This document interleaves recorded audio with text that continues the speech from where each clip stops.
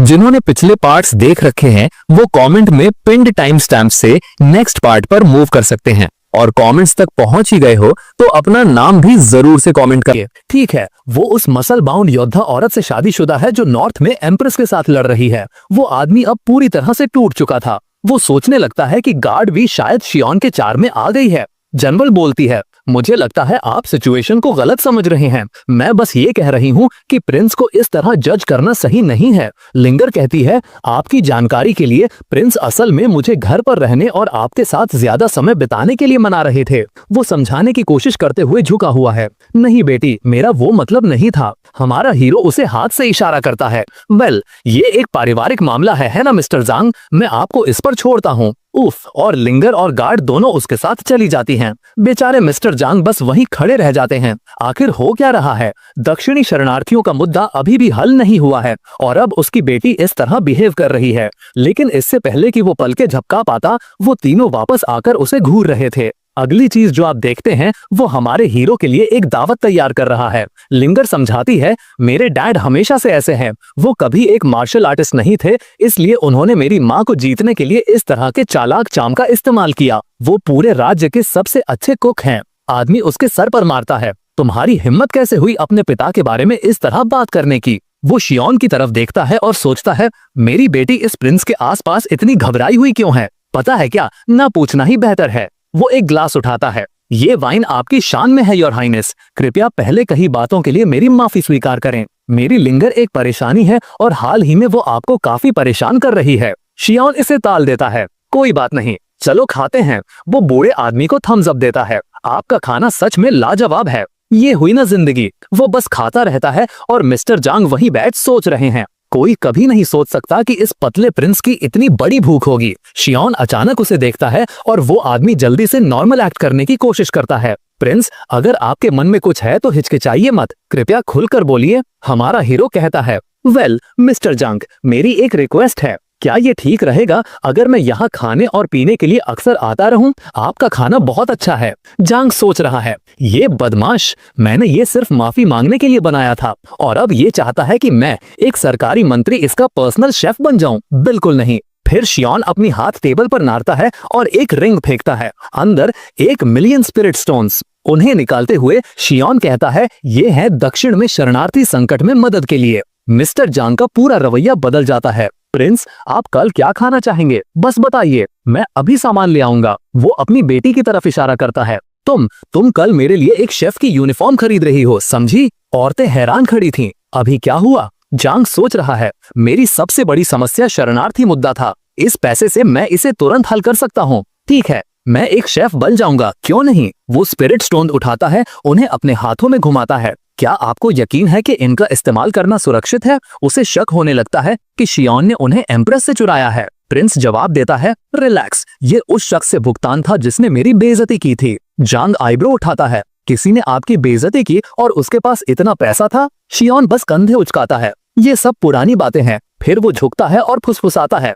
बस हर मैजेस्टी को इसके बारे में पता न चले, ठीक है? जांग सर हिलाता है, समझ गया, मैं राज रखूंगा, कोई दिक्कत नहीं। वाह, कितनी राहत मिली। तुम्हें अंदाजा है कि वो पैसा हासिल करना कितना मुश्किल था? अब बूढ़ा आदमी सोच रहा है कि शियोन को टॉर्चर किया गया और फिरौती ली गई या कुछ और। महान प्रिंस, आपने इस साम्राज्य के लिए इतना कष्ट सहा, मैं आपके समर्पण के लिए सच में आभारी हूँ। शियोन जवाब देता है, अगर आप सच में मुझे धन्यवाद देना चाहते हैं तो और स्वादिष्ट भोजन बनाइए। आदमी कहता है, बिल्कुल। प्रिंस कहता है, अब जब ये तय हो गया है, मैं जानना चाहता हूँ कि आप फंड्स के साथ क्या करने का प्लान कर रहे हैं। जांग कहता है कि वो बेघर शरणार्थियों के लिए खाना खरीदेगा और घर बनवाएगा, लेकिन प्रिंस बीच में ही काट देता है, ये लायक नहीं है, आप बहुत खर्च करोगे और ये ज्यादा दिन नहीं चलेगा। आप पैसे का इस्तेमाल नौकरियां पैदा करने के लिए क्यों नहीं करते? जांग कंफ्यूज है, आपका ठीक ठीक क्या मतलब है? शियोन समझाता है, इन शरणार्थी गैंग्स के पास सब कुछ है सिवाय एक चीज के, स्ट्रक्चर। तो उन्हें काम पर रखो, उन्हें असली काम दो। उन सभी गैंग मेंबर्स को पुल ठीक करने, सड़कें बनाने, खेत ठीक करने में लगा दो और जब वो ये कर रहे होंगे तो वो खुद को खाना खिलाएंगे। आप एक समस्या से दो समस्याएं हल करते हैं, ऐसा क्यों नहीं करते? साथ ही इससे गैंग्स टूट जाएंगे और उनका प्रभाव कमजोर हो जाएगा। जांग पीठ टिकाकर बैठ जाता है, प्रभावित होकर। ये सच में एक शानदार आइडिया है। वो कहता है, प्रिंस, आपको जो भी खाने का मन हो बस मुझे बता दीजिएगा। जांग कहता है, मैं आगे बढ़कर इस प्लान को शुरू करूंगा। हमारा हीरो पीठ टिकाकर बैठ जाता है संतुष्ट। अब ये हुई ना बात। 3 दिन बाद बारबेरियन मोर्चे पर वापस। एम्प्रेस अभी भी गहरी साधना में थी, लेकिन बारबेरियन एहलर नोटिस करता है कि वो अगले लेवल पर पहुंचने वाली है और तुरंत भागने का फैसला करता है। लेकिन बहुत देर हो चुकी थी। वो अपनी आंखें बीच ब्रेक थ्रू में खोलती है। उसके चारों तरफ एनर्जी का एक ब्लास्ट होता है। वो अब पूरी तरह से ड्रैगन बॉल जी मोड में है। और फिर वो कहती है, अगर तुम मेरी तलवार से तेज भाग सकते हो तो आगे बढ़ो और कोशिश करो। एम्प्रेस ने अपनी स्वॉर्ड स्विंग की और उसकी चिलिंग स्वॉर्ड एनर्जी ने तुरंत बारबेरियन ट्राइब के एल्डर के पीछे भाग रहे सोल्जर्स को फ्रीज कर दिया। एल्डर ने अपने दांत पीसे और पूरी स्पीड से दौड़ा। अचानक पीछे से चिल महसूस करके वो चौंक गया। उसने कभी एक्सपेक्ट नहीं किया था कि एक 9th रैंक प्रैक्टिशनर की पावर इतनी टेरिफाइंग होगी। जल्दी से वो पीछे मुड़ा और अपनी लाइफ की सबसे डेंजरस स्किल यूज की। अटैक को रोकने के लिए एक विशाल इल्यूजन क्रिएट किया, लेकिन वो विशाल फिगर झाग की तरह नाजुक स्वॉर्ड एनर्जी से आसानी से चीर दिया गया। एल्डर एक टूटी हुई पतंग की तरह जमीन पर जा गिरा, जिससे एक बहुत बड़ा गड्ढा बन गया। कुछ पल बाद वो लड़खड़ाकर उठा। उसका फेस मास्क टूट चुका था और उसे एक 9th रैंक एक्सपर्ट के असली आतंक का एहसास हुआ। दूसरी तरफ एम्प्रेस ने आगे पीछा न करने का फैसला किया। वो शहर की दीवारों पर वापस आई, डिप्टी जनरल को पीछे रुककर सब कुछ संभालने का ऑर्डर दिया और सब कुछ ठीक होने के बाद आर्मी को वापस लाने को कहा। उसने आने वाली डिस्टर्बेंस की तैयारी के लिए ग्रैंड जनरल के साथ जल्दी निकलने का फैसला किया। रास्ते में ग्रैंड जनरल ने उसे सांत्वना देने की कोशिश की। योर मैजेस्टी, ज्यादा चिंता मत कीजिए। अब हर जगह फॉर्मेशंस हैं जो पॉइजनस मार्श एल्डर के एक्शंस को थोड़ी देर के लिए रोक सकते हैं। एम्प्रेस फिर भी चिंतित थी। पॉइजनस मार्श एल्डर एक 8th रैंक का है। ये फॉर्मेशंस उसे ज्यादा देर नहीं रोक पाएंगी। मैं बस होप करती हूँ कि ग्रेट फ्लेम को ज्यादा नुकसान न हुआ हो। जल्द ही वो दोनों उस कस्बे में पहुंचे जहां पहले 2 बड़े पहाड़ थे, लेकिन अब वो वहां नहीं थे। ग्रैंड जनरल हैरान थी। एम्प्रेस ने कुछ देर देखा और स्पेक्यूलेट किया। आसपास कोई अक्यूमुलेटेड डर्ट नहीं है, लेकिन दूर के पहाड़ों पर धूल की एक लेयर है। मुझे शक है कि किसी ने इन 2 पहाड़ों को एक ही स्ट्राइक में डस्ट में मिला दिया है। एक ही स्ट्राइक? योर मैजेस्टी, अब जब आप 9th रैंक पर हैं तो आप इस पर्सन के सामने कैसी हैं? एम्प्रेस ने एक फीकी मुस्कान दी। तुम मुझे ओवर एस्टिमेट कर रही हो। मैं तो उसकी स्ट्रेंथ का अंदाजा भी नहीं लगा पाई। मैं उसका मुकाबला कैसे कर सकती हूँ? योर मैजेस्टी, क्या इसके पीछे का पर्सन 10th रैंक का हो सकता है? नहीं, यही तो सबसे टेरिफाइंग बात है। अगर वो 10th रैंक का होता तो मैं उसे पहचान लेती। किसकी पावर 10th रैंक से भी ज्यादा हो सकती है। जब वो नॉर्दर्न एक्सपीडिशन से जीतकर वापस आई तो उसने देखा कि शियाहन उसके इंपीरियल गार्ड के हेड और लिंगर के काफी करीब आ गया है। दोनों इस लेजी आदमी को काफी रिस्पेक्ट दे रहे थे। शियान उनके इतने अटेंशन से दूरी बनाने की कोशिश कर रहा था जब उसे अचानक पास में एक मर्डरस इंटेंट महसूस हुआ। गौर से देखने पर उसने रियलाइज किया कि ये उसकी पत्नी एम्प्रेस थी जो वापस आ रही थी। एम्प्रेस के पास खड़ी ग्रैंड जनरल अपनी बेटी पर चिल्ला रही थी, लिंगर, कितने दिन हो गए जब से तुम्हारी पिटाई नहीं हुई? मार खाने का मन कर रहा है? हाँ? तीनों जो आपस में मजाक कर रहे थे हैरान रह गए। लिंगर ने चौंक कर अपना बन गिरा दिया। ओ नहीं, माँ इतनी जल्दी कैसे वापस आ गईं? और अगर मैं गलत नहीं हूं तो उनके साथ हर मैजेस्टी हैं। इंपीरियल गार्ड की हेड ने फुसफुसाया, मैंने एक बार प्रिंस शियाओन के साथ तुम्हारे रिश्ते को गलत समझा था, बिल्कुल तुम्हारे पिता की तरह। मैंने जनरल को इस बारे में एक लेटर भी लिखा था। ये सुनकर शियाओन डर गया। ये क्या है कमांडर लियू, क्या तुम मुझे मुश्किल में डालना चाहती हो? ग्रैंड जनरल ने उन्हें फुसफुसाते हुए देखकर गुस्से में उनकी तरफ बढ़ी। साफ था कि वो कुछ सजा देने के लिए तैयार थी। लिंगर डर कर शियाओन के पीछे छिप गई। घबराहट में शियाओन चिल्लाया, बच्ची तुम मेरे पीछे क्यों छिप रही हो? अपनी बहन लियू के पीछे छिपो। क्या तुम मामले को और बिगाड़ना चाहती हो? लिंगर ने धीरे से जवाब दिया, प्रिंस प्लीज बस एक पल के लिए रोक लीजिए। हर मैजेस्टी के यहाँ होते हुए माँ आप पर हाथ नहीं उठाएंगी। अपने सामने गुस्से में खड़ी ग्रैंड जनरल को देखकर उसने कहा,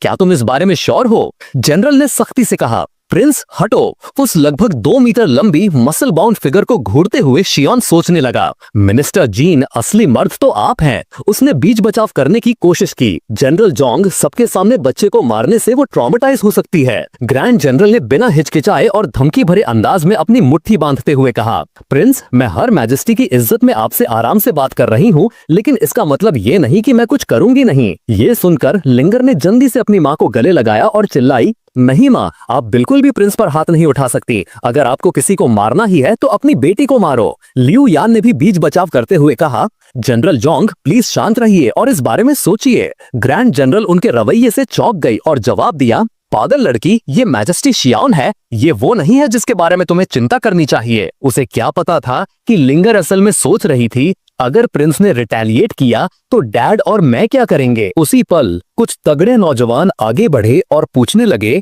प्रिंस कोई प्रॉब्लम है क्या? शियान ने जल्दी से सबको शांत करने की कोशिश की। सब लोग, ये मेरी दोस्त हैं, घबराने की कोई जरूरत नहीं है, अब सब जाओ, ऐसा है तो मैं पहले निकलता हूँ, एक गांव वाले ने जवाब दिया। प्रिंस, अगर आपको कभी भी किसी चीज की जरूरत हो तो बस हमें बुला लीजिएगा। सर, देर हो रही है, क्यों ना आप मेरे घर आकर आराम करें। शियान ने विनम्रता से मना कर दिया। ऑफर के लिए शुक्रिया, लेकिन मुझे एक दावत में जाना है, मुझे अब निकलना होगा। गांव वालों को शियान के साथ इतनी रिस्पेक्ट से बात करते देख ग्रैंड जनरल शॉक में थी। क्या प्रिंस का मैजिक सच में इतना स्ट्रॉन्ग है? ये सभी गांव वाले तो आदमी हैं। शियान अपनी एम्प्रेस पत्नी की फिगर को देखते हुए सोच रहा था, मेरी पत्नी सच में खूबसूरत है। उसके सुंदर सिलहुएट की तारीफ करते हुए अचानक एम्प्रेस मुड़ी और उसे गहरी नजर से देखा। शियान ने सोचा, उन आंखों को देखो, वो शिमरिंग स्टार्स की तरह हैं। अचानक एम्प्रेस पास आई और पूछने लगी, मैं बहुत क्यूरियस हूँ, तुमने ग्रीन फ्लेम टाउन के लोगों से इतना प्यार पाने के लिए क्या किया? शियान हल्का सा मुस्कुराया। जब एक औरत एक आदमी के बारे में क्यूरियस होने लगती है तो इसका मतलब है कि वो उससे हार चुकी है। एम्प्रेस उसे कंफ्यूजन से देखा। ये इतना खुश क्यों है? मैंने उससे एक सवाल पूछा और जवाब देने के बजाय वो हंस रहा है। एम्प्रेस के सवाल के जवाब में शियान ने उससे कहा, बस प्रॉब्लम पर पैसे फेंक दो, मैंने बस उनके लिए सड़कें बनाने के लिए फंड किया। उसने आईब्रो उठाई। तुम्हें पैसे कहाँ से मिले? अगर मुझे ठीक से याद है तो तुम्हारे पास इतना खर्च करने के लिए नहीं है। शियान हंस पड़ा। योर मैजेस्टी, भूलिए मत कि मैं अब आपका पति हूँ। मुझे हाल ही में काफी गिफ्ट्स मिले हैं। लगता है हमारे दरबार में काफी अमीर लोग हैं, लेकिन सिर्फ सड़क बनाने के लिए फंड करने से नागरिक इतने आभारी नहीं होंगे। ग्रैंड जनरल को भी ऐसा ही लगा। वो सोच रही थी कि कैसे एक आलसी सा दिखने वाला प्रिंस लोगों से इतना प्यार पा सकता है। तभी लिंगर ने बीच में कहा, ये इसलिए है क्योंकि प्रिंस ग्रीन फ्लेम टाउन के लोगों के लिए फॉर्च्यून लाए हैं। ये सुनकर एम्प्रेस और ग्रैंड जनरल दोनों ने उसकी तरफ शक की नजरों से देखा। लिंगर ने जल्दी से समझाया, ग्रीन फ्लेम टाउन अपनी डिलीशियस वाइन के लिए जाना जाता है, जो पहले सिर्फ कैपिटल में मिलती थी, जबकि इससे नागरिकों की लाइफ बेहतर हुई, इससे कोई बहुत बड़ा फर्क नहीं पड़ा। प्रिंस ने तब ब्रांडिंग स्ट्रैटेजीज का आइडिया दिया। लियू यान ने तब एक प्रमोशनल स्लोगन सुनाया, यहाँ तक कि एम्प्रेस भी ग्रेट फ्लेम की वाइन को अप्रूव करती हैं। एम्प्रेस के एंडोर्समेंट और मिनिस्टर ऑफ रेवेन्यू सर्जियो के गारंटी के साथ ग्रीन फ्लेम लाइन का नाम बदलकर ग्रीन फ्लेम एम्प्रेस वाइन रख दिया गया और वो कैपिटल की सबसे प्रीमियम लिकर बन गई। अब इस वाइन का एक जाम एक खजाने के बराबर है। शियान ने आगे कहा, मुझे वाइन के लिए आपका नाम इस्तेमाल करना पड़ा, योर मैजेस्टी। आखिरकार मैं तो बस एक पावरलेस और बेकार इंसान हूँ। लिंगर और लियू यान ने आंखें घुमाई। अपने मन में उन्होंने सोचा, हाँ, तुम बेकार हो। तुमने बस पॉइजनस मार्च एल्डर को इतना डरा दिया कि उसने अपनी जान ले ली और एक ही पंच में कुछ पहाड़ तबाह कर दिए। एम्प्रेस का गुस्सा साफ दिख रहा था। बेकार का क्या मतलब है?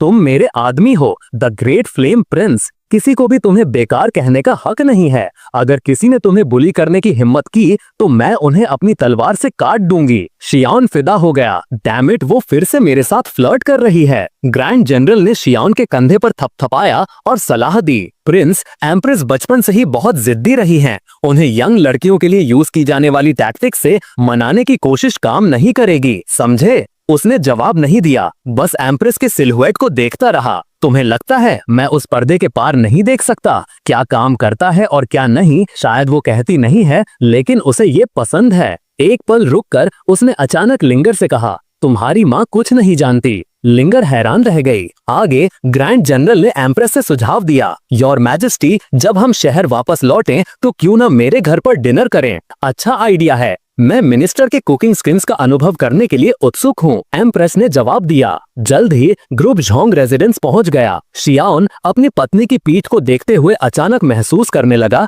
कि उसकी शक्ति बढ़ गई है। वो सिस्टम से पूछता है, पपी, अभी एम्परर जी रुओयान का करंट लेवल क्या है? रिस्पेक्टेड मास्टर, एम्परर जी रुओयान अब 9th रैंक के पहले लेवल पर हैं। पपी ने जवाब दिया। शियान मुस्कुराया। अपनी ट्रिप के दौरान ना सिर्फ उसका लेवल बढ़ा, बल्कि उसने नॉर्दर्न बॉर्डर के कॉन्फ्लिक्ट को भी रिजॉल्व कर दिया। मेरी पत्नी सच में कमाल की है। जैसे ही फीमेल जनरल ग्रैंड जनरल ने एम्प्रेस को अपने घर डिनर के लिए ले गई, खाने की महक ने उनका स्वागत किया। उसने अज्यूम कर लिया कि उसके पति ने ये जानकर कि वो वापस आ रही है, खुद खाना बनाया होगा। उसके पीछे लिंगर चुप रही, ये समझते हुए कि कभी कभी कुछ बातें ना जानना ही बेहतर होता है। लिंगर के फादर ने किसी को कमरे में आते हुए देखा और बिना ऊपर देखे खुशी से कहा, प्रिंस, आज आपकी दावत है। मैंने एक golden tailed white jet fish और आपके कुछ फेवरेट साइड डिशेस बनाए हैं। हम तब तक पीना बंद नहीं करेंगे जब तक हम दोनों पूरी तरह से नशे में ना हो जाएं। तभी एम्प्रेस और ग्रैंड जनरल को एहसास हुआ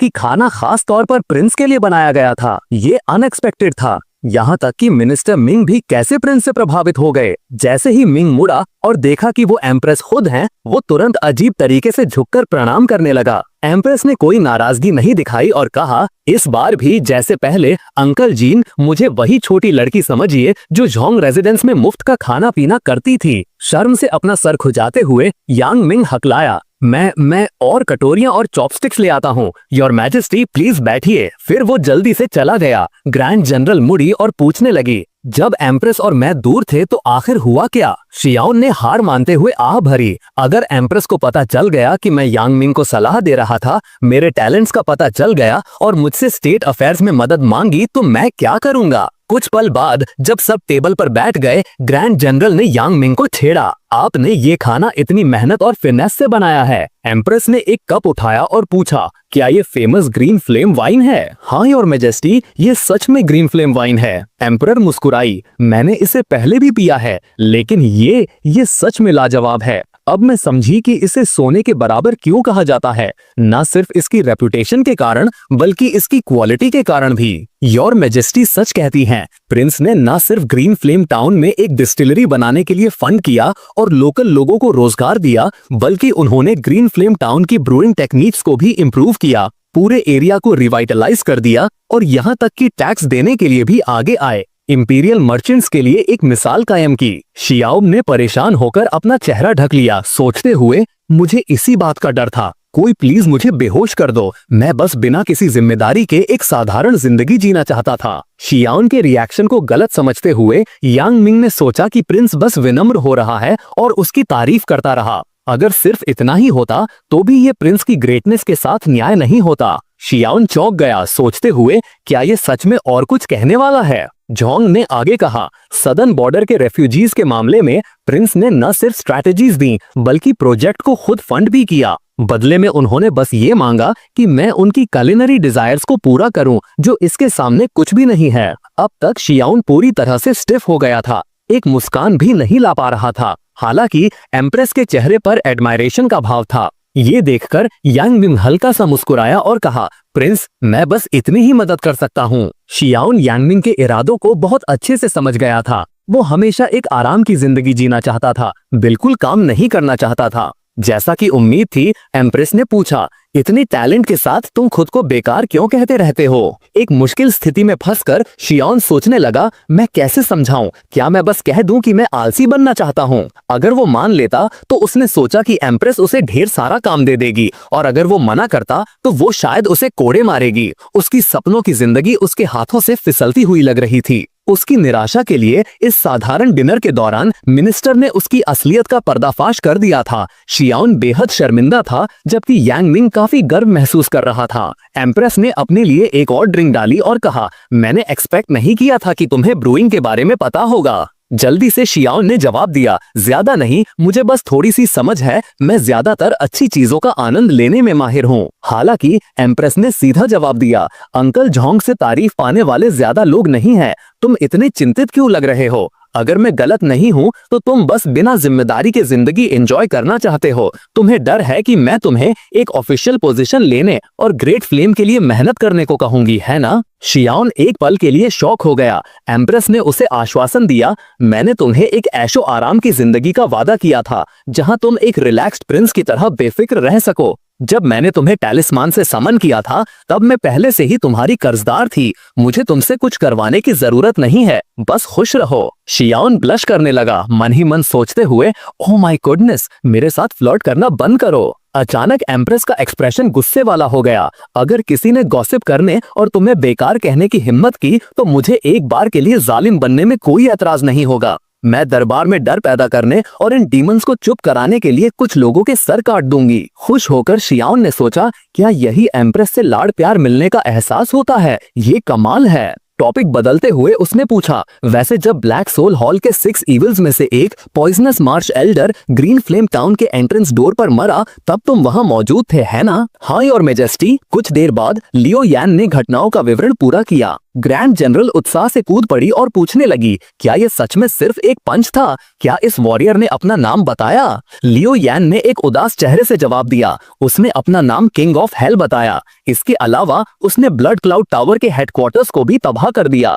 एस्ट्रल पैविलियन ने कंफर्म किया है कि किंग ऑफ असैसिन्स और युनजू मारे जा चुके हैं। एम्प्रेस को खबर पर विश्वास करना मुश्किल हो रहा था। क्या तुम श्योर हो कि ये सच है? लू येन अपने मंगेतर को याद करते हुए, जिसे ब्लड क्लाउड टावर ने मारा था, जवाब दिया, योर मैजेस्टी, आप ब्लड क्लाउड टावर के खिलाफ मेरी दुश्मनी से अच्छी तरह वाकिफ हैं। मैं इस बारे में गलती नहीं करूंगी। एम्प्रेस ने सोचा, अगर मुझे कभी मौका मिला तो मुझे किंग ऑफ हेल को पर्सनली थैंक्स बोलना होगा। वहां मौजूद सभी लोग एक्साइटेड थे, सिर्फ शियाओन दोषी दिख रहा था। किंग ऑफ हेल असल में अर्थ पर उसका पुराना एलियास था, उसने बस उसे फिर से इस्तेमाल कर लिया। यानमिंग एक्सप्लेन करता है कि किंग ऑफ हेल के एक्शंस ने उसे ग्रेट फ्लेम से गहरे रूप से जुड़ा हुआ दिखाया है। लिंगर और लुआन दोनों सहमत हैं कि उसकी उपस्थिति दूसरों को ग्रेट फ्लेम पर हमला करने से रोकेगी। इस दौरान शियाओन और एम्प्रेस प्यार से बातें कर रहे थे। यांग मिंग कमेंट करता है, आप प्रिंस को सच में बहुत बिगाड़ती हैं। आप परसों दरबार लगाएंगी? बिल्कुल, क्या बात है।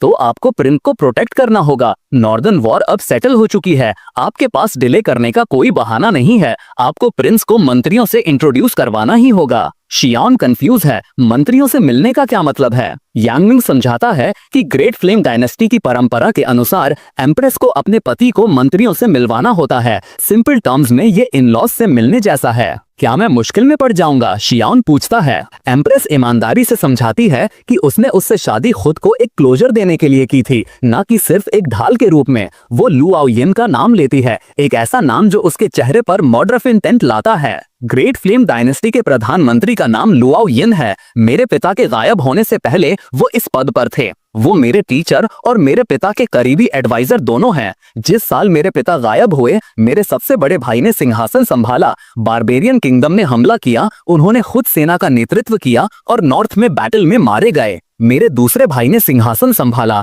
और ब्लैक सोल हॉल और सदर्न बॉर्डर में केओस फैल गया। इससे ग्रेट फ्लेम डायनेस्टी पर असर पड़ा। वो अनरेस्ट को शांत करने और टेरिटोरीज एक्सपैंड करने के लिए साउथ गए, लेकिन उन्हें जहर दे दिया गया और उनकी डेथ हो गई। अंत में लू आओयिन की सहायता से मैंने सिंहासन संभाला। मैं उस साल 16 साल की थी। लू आओयिन ने वादा किया था कि जब मैं 18 साल की हो जाऊंगी तो वो मुझे पावर लौटा देगा। हालांकि लू आओयिन ने अपने प्राइवेट इंटरेस्ट्स का पीछा किया, दरबार में अत्यधिक इन्फ्लुएंस हासिल किया। अगर मैंने सीक्रेटली रणनीति नहीं बनाई होती और एक अच्छा नेचुरल टैलेंट और कल्टीवेशन में बिना कुछ के 2 साल में 7th रैंक तक प्रोग्रेस नहीं की होती तो पावर वापस लेना बहुत मुश्किल होता। मेरे 18वें बर्थडे पर लू आओयिन मेरे और उसके बेटे के बीच एक अरेंज्ड मैरिज के बारे में बात करने आया, मुझे बताते हुए कि अब एक हेयर के बारे में सोचने का समय आ गया है। मैं तब तक टालमटोल करती रही जब तक मैंने समनिंग सिंबल्स नहीं सीख लिए, जिससे तुम ग्रेट फ्लेम डायनेस्टी में आए। तो लू आओयिन तुम्हें जरूर परेशान करेगा,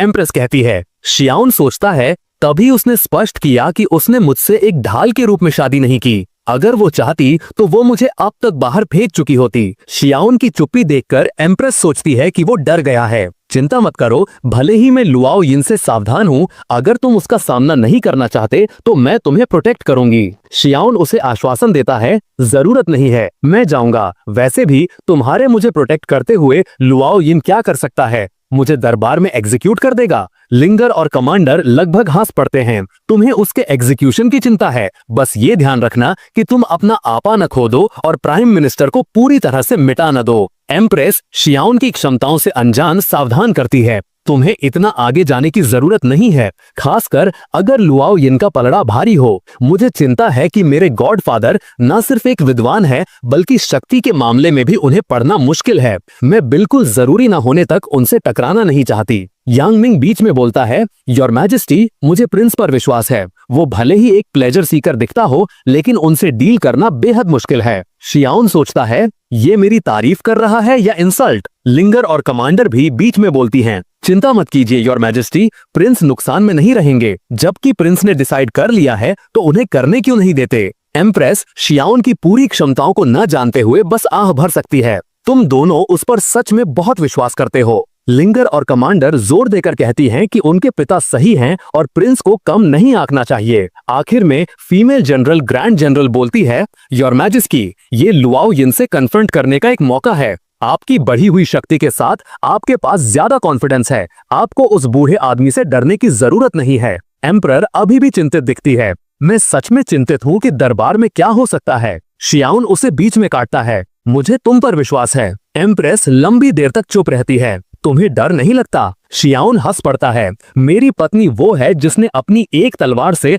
नॉर्दर्न बॉर्डर को सुरक्षित किया। एक बेमिसाल सुंदरी जो दुनिया पर राज करती है। डरने की क्या बात है? ये सुनकर एम्परर मुस्कुराती है, एक रेडिएंट शर्मीली मुस्कान। वो खड़ी होती है और दरवाजे की तरफ बढ़ती है। अगर तुम इतने श्योर हो तो मैं तुम्हें और नहीं मनाऊंगी। ढेर सारे मेमोरियल्स रिव्यू करने हैं, मुझे पैलेस वापस जाना होगा। शियाउन जानता है कि वो क्या महसूस कर रही है। ये एक टू वे स्ट्रीट है। मैं उसे मेरे साथ फ्लर्ट करने देकर खुद फ्लर्ट न करूं, ऐसा नहीं हो सकता। ये सब जरूरी काम के बारे में बातें, वो ईमानदार नहीं हो रही है। औरतें। जैसे ही लिंगर और लुआन उसके साथ पैलेस वापस जाने की तैयारी करते हैं, शियाउन को महसूस होता है कि कोई उनका पीछा कर रहा है। ये व्यक्ति कितना अनजान है, उसे ये भी नहीं पता कि उसे देख लिया गया है। क्या ये प्रधानमंत्री का कोई आदमी है? खैर छोड़ो, अगर वो कुछ नहीं करते तो हम भी नहीं करेंगे। अचानक शियाउन अपनी कॉन्ट्रैक्ट रिंग अपनी बाईं कलाई से उतार लेता है। लिंगर और लुआन हैरान हैं। कॉन्ट्रैक्ट रिंग्स पावरफुल रेल्म्स द्वारा वीक रेल्म्स को समन करने के लिए कॉन्ट्रैक्ट्स हैं। सिर्फ 10वीं रैंक की एंटिटीज ही उन्हें तोड़ सकती हैं। तुम क्या कर रहे हो? लिंगर आखिरकार पूछती है। कभी कभी ये अनकंफर्टेबल होता है, मैं बस इसे बदल रहा हूँ, शियाउन ने जवाब दिया। लिंगर पूरी तरह से हैरान थी। मेरा वो मतलब नहीं था। तुम इतनी शॉकिंग हरकत के बारे में इतनी हल्के से कैसे बात कर सकते हो? लुआन ने स्पष्ट किया, यंग जनरल इस बात से क्यूरियस है कि आपने कॉन्ट्रैक्ट रिंग कैसे हटाई और उसकी पोजीशन कैसे बदली। शियाउन बेपरवाह उसे फिर से हटाता है। क्या तुमने नहीं देखा मैंने कैसे किया? यहाँ मैंने हाथ बदल लिए। ये इतना आसान है, बस इसे खींच कर निकालो और वापस लगा दो। दोनों शॉक हो जाती हैं। जो दूसरों के लिए इतनी बड़ी बात है, वो प्रिंस के लिए एक मामूली मामला लगता है। उसी पल शियाउन ने काले कपड़ों वाले व्यक्ति पर नजर डाली जो अभी भी उनका पीछा कर रहा था। जब उसने शियाउन को अपने कमरे के पास आते देखा तो वो दूसरी दिशा में भाग गया। जब आप काफी स्ट्रांग होते हैं तो आपको एंट्स से मिलने वाली थ्रेट्स की परवाह नहीं होती। लिंगर अचानक फुसफुसाती है, प्रिंस क्या आप लुआओ को मारने का प्लान कर रहे हैं? आप जानते हैं ना, वाओ तुम एक बच्चे के हिसाब से काफी सैवेज हो। मैं उसे बिना वजह के क्यों मारूंगा? लेकिन लुआओ वक्त आने पर आपको दरबार में जरूर कॉर्नर करने की कोशिश करेगा। तब आपको अपना हाथ दिखाना ही पड़ेगा, अपनी ताकत जाहिर करनी पड़ेगी। क्यों ना हम प्रधानमंत्री के रेजिडेंस पर ही। इससे पहले कि लिंगर पूरा करती, शियाउन उसके सर पर मारता है। अपना सर पकड़कर लिंगर शिकायत करती है, प्रिंस आप इस तरह मेरा दिमाग खराब कर देंगे। तुम्हारा सर पहले से ही पानी से भरा है। क्या हम अभी लुआओ के मुझे टारगेट करने के बारे में बात नहीं कर रहे थे? अब तुम सुझाव दे रही हो कि मैं उसे मार दूं? क्या तुम लगता है एम्प्रेस मानेगी? लिंगर बड़बड़ाती है, बस कह दो, हर वक्त सर पर मारने की जरूरत नहीं है। शियाउन उन्हें इग्नोर करता है। अगर मैं प्यार से बात करूं तो तुम नहीं सुनोगी। मैं क्या कर सकता हूं? जल्द ही शियाउन अपने सोने के कमरे में लेट जाता है। पपी चलो एक ब्लॉकबस्टर देखते हैं। ठीक है मास्टर, वो दोनों औरतों से कहता है। वही पुराने रूल्स, 1 घंटे तक ट्रेन करो फिर घर जाओ। जैसे ही वो बोलता है उनके आसपास इलेक्ट्रिकल स्पार्क्स उड़ने लगते हैं। मैंने तुम्हारे आसपास के स्पेस पर प्रेशर डाल दिया है। जैसे मैंने सिखाया है वैसे ट्रेनिंग शुरू करो। लिंगर और कमांडर उनके लिए खास तौर पर शियाउन द्वारा डिजाइन की गई बॉडी कल्टीवेटिंग टेक्निक के लिए पोजीशन लेती हैं। इसके पीछे कोई अल्टीरियर मोटिव नहीं है। 1 घंटे बाद शियाउन आखिरकार खुद को ट्रेन करने में सक्सेसफुल हो गया। तभी उसने देखा कि एम्प्रेस उसकी तरफ आ रही हैं और अपने साथ एक पूरी क्राउड ले आई हैं। वो हैरान रह गया जब उसने एम्प्रेस को हंड्रेड्स ऑफ खूबसूरत अटेंडेंट्स के साथ कोर्टयार्ड में वेट करते देखा। एम्प्रेस बोली, प्रिंस किसका वेट कर रहे हो? चलो रेस्ट के लिए मेरे साथ महल चलो। उसने सोचा, इतना सब सिर्फ मुझे आराम देने के लिए। एम्प्रेस उसे रूम के अंदर ले जाती हैं। फ्लोर पर पानी के 2 छोटे पडल्स देखकर उसने सोचा कि ये तो पसीना है, और फिर बोली, लोग सोचते हैं कि आप हमेशा ऐशो आराम में रहते हो, पर वो आपकी मेहनत नहीं देखते। क्या तुम कल्टीवेशन कर पाए? अपनी सच्चाई छिपाते हुए श्यावन ने थकावट का ड्रामा किया। अभी तक कल्टीवेशन नहीं कर पाया, बस थोड़ी बहुत अपनी मसल्स स्ट्रेच कर रहा था। अपनी ही कल्पना में खोई हुई एम्प्रेस को लगा कि वो बस मॉडेस्ट हो रहा है। कोई बात नहीं, जब तक मैं यहाँ हूँ तुम आराम से करो, कुछ गलत नहीं होगा। श्यावन एम्प्रेस के मुस्कुराते फेस से कैप्टिवेटेड हो गया। क्या ये अपनी फ्लर्टिंग स्किल्स को लेवल अप कर रही हैं या कुछ और? थोड़ी ही देर बाद एम्प्रेस बेड पर आधे लेटी हुई बुक पढ़ रही थी। उसने श्यावन की तरफ देखा जो अभी भी खड़ा था। किसका वेट कर रहे हो? क्या रेस्ट नहीं करना? आखिरकार श्यावन ने डिसाइड किया और अपनी आउटर गारमेंट उतार दी और एम्प्रेस के साथ बेड पर लेट गया, एक मछली की तरह अकड़कर। एम्प्रेस हंसी, ये बंदा सच में कितना इंटरेस्टिंग है। रात के समय एम्प्रेस ने कैंडल ऑफ कर दी, अपनी आउटर गारमेंट उतारी और बेड के दूसरे एंड पर लेट गई। इतने अकड़े हुए मत रहो, शक दूर करने के लिए मैं अक्सर यही रात बिताती हूँ। तुम ऐसे बिहेव कर रहे हो जैसे मैं तुम्हें खा जाऊंगी। बट फिर श्यावन ने एक्सप्लेन किया, ये मेरा सेकंड टाइम है जब मैं किसी लड़की के साथ बेड शेयर कर रहा हूँ, इसलिए थोड़ा नर्वस हूँ। अचानक एम्प्रेस ने थोड़ा रेस्टलेस होते हुए पूछा, सेकंड टाइम? पहला कौन था? उसने कहा, वो आप ही थी योर मैजेस्टी, नॉर्दर्न फ्रंटियर के मिशन से पहले, डोंट यू रिमेम्बर? एम्प्रेस ने आंसर दिया, मेरी फर्स्ट और सेकंड टाइम भी तुम्हारे साथ ही थी, यू नो। फिर एम्प्रेस ने पूछा, मैं जानना चाहती हूँ तुम दरबार क्यों आना चाहते हो? मैं फोर्स नहीं करूंगी अगर तुम नहीं चाहते। श्यावन का फेस शांत हो गया और वो बिना सोचे समझे बोल उठा, लोनलीनेस। एम्प्रेस ने माथे पर शिकन डाली, व्हाट डू यू मीन? उसने एक्सप्लेन किया, यहाँ बुलाए जाने से पहले मैं अक्सर अकेला रहता था। बचपन से ही मैं बहुत गिफ्टेड था, बहुत स्ट्रॉन्ग, कोई मेरा पार्टनर नहीं बन सकता था। मुझे अकेले ही मिशंस पूरे करने पड़ते थे। अब इस डिफरेंट वर्ल्ड में मैं अकेला अर्थलिंग बचा हूँ। It's like level 10 loneliness. Empress खुद को रोक नहीं पाई, यस मैं भी अकेली हूँ। ये सुनकर श्यावन ने अपना सिर टर्न किया और कहा, इवन इफ इट्स इनएक्सप्लिकेबल, हम अब हस्बैंड और वाइफ हैं। शायद कुछ वेज में ये ट्रू नहीं है, बट इन अ सेंस मेरा एक फैमिली मेंबर है और वो तुम हो। एट द वेरी लीस्ट हम अकेले नहीं हैं अब। दो मैं ज्यादा हेल्प नहीं कर सकता, बट अगर तुम्हें वो पोजीशन चाहिए, I will face it with you. तुरंत एम्प्रेस की आईज में फीलिंग्स और एक रिश्ते का एहसास भर आया। वो कहती है, let's know each other again. Hi, मेरा नाम ज़ीरोयन है। हेलो, मैं श्यावन हूँ। Let's start, shall we? Next day सुबह सारे ऑफिसर्स दरबार के लिए श्वैनल गेट के बाहर वेट कर रहे थे। कुछ ऑफिसर्स आपस में चर्चा कर रहे थे। मैंने सुना है कि नॉर्दर्न फ्रंटियर को शांत कर दिया गया है और एम्प्रेस वापस आ गई हैं। प्रिंस भी मिनिस्टर्स से मिलेंगे इस बार, पर मैंने सुना है कि प्राइम मिनिस्टर हमेशा से चाहते थे कि उनका बेटा एम्परर के साथ हो। तभी एक बोलता है, धीरे बोलो, प्राइम मिनिस्टर आ रहे हैं। तभी प्रधानमंत्री लुओ यिन आते हैं और एक ग्लेर से उन्हें चुप करा देते हैं। उनका बेटा लू शर्मन गुस्से से एम्प्रेस के थ्रोन के बगल वाली चेयर को देखता है। वो मेरी चेयर होनी चाहिए थी। तभी एक शार्प वॉइस अनाउंस करती है, the empress arrives, the Prince arrives. Empress अपने थ्रोन पर बैठती हैं। श्यावन लेकिन बगल में रखी फीनिक्स चेयर को देखकर हैरान रह जाता है। बैठूं या ना बैठूं, मैं लेडी तो नहीं हूँ, वहां बैठना तो ऑकवर्ड हो जाएगा। उसकी हेजिटेशन को देखते हुए एम्प्रेस ने तुरंत पूछा, व्हाट्स रॉन्ग? बस ये चेयर। इससे पहले कि वो अपनी बात पूरी कर पाता, एम्प्रेस ने ऑर्डर दिया, एक और चेयर लाओ। एक आदमी फीनिक्स चेयर पर नहीं बैठ सकता। दो यूनक्स जल्दी से एक स्नेक चेयर लाते हैं और उसे उनके बगल में रख देते हैं। ये हो जाने के बाद एम्प्रेस ने श्यावन को फ्लर्टेशियस लुक दिया। श्यावन समझ गया कि एम्प्रेस ने ये जानबूझकर किया था। ये मिनिस्टर्स को बताने का उसका तरीका था कि वो उसे कितना फेवर करती हैं। इसलिए श्यावन ने अपना रोब ठीक किया और शान से बैठ गया। उसके फेस पर विनिंग स्माइल थी। सभी मिनिस्टर्स खामोशी में अपना सिर झुका लेते हैं। ग्रैंड जनरल उस पल अपना फेस छिपा लेती हैं। एम्प्रेस ने हल्का सा खांसा और बगल के यूनक ने तुरंत अनाउंस किया, जिनके पास पिटिशंस हैं बोलो, जिनके पास नहीं कोर्ट डिसमिस किया जाता है। मौका देखते ही प्रधानमंत्री लुओ यिन ने तुरंत कहा, योर मैजेस्टी, मेरे पास एक मैटर है प्रेजेंट करने के लिए। एम्प्रेस ने उनकी तरफ देखा।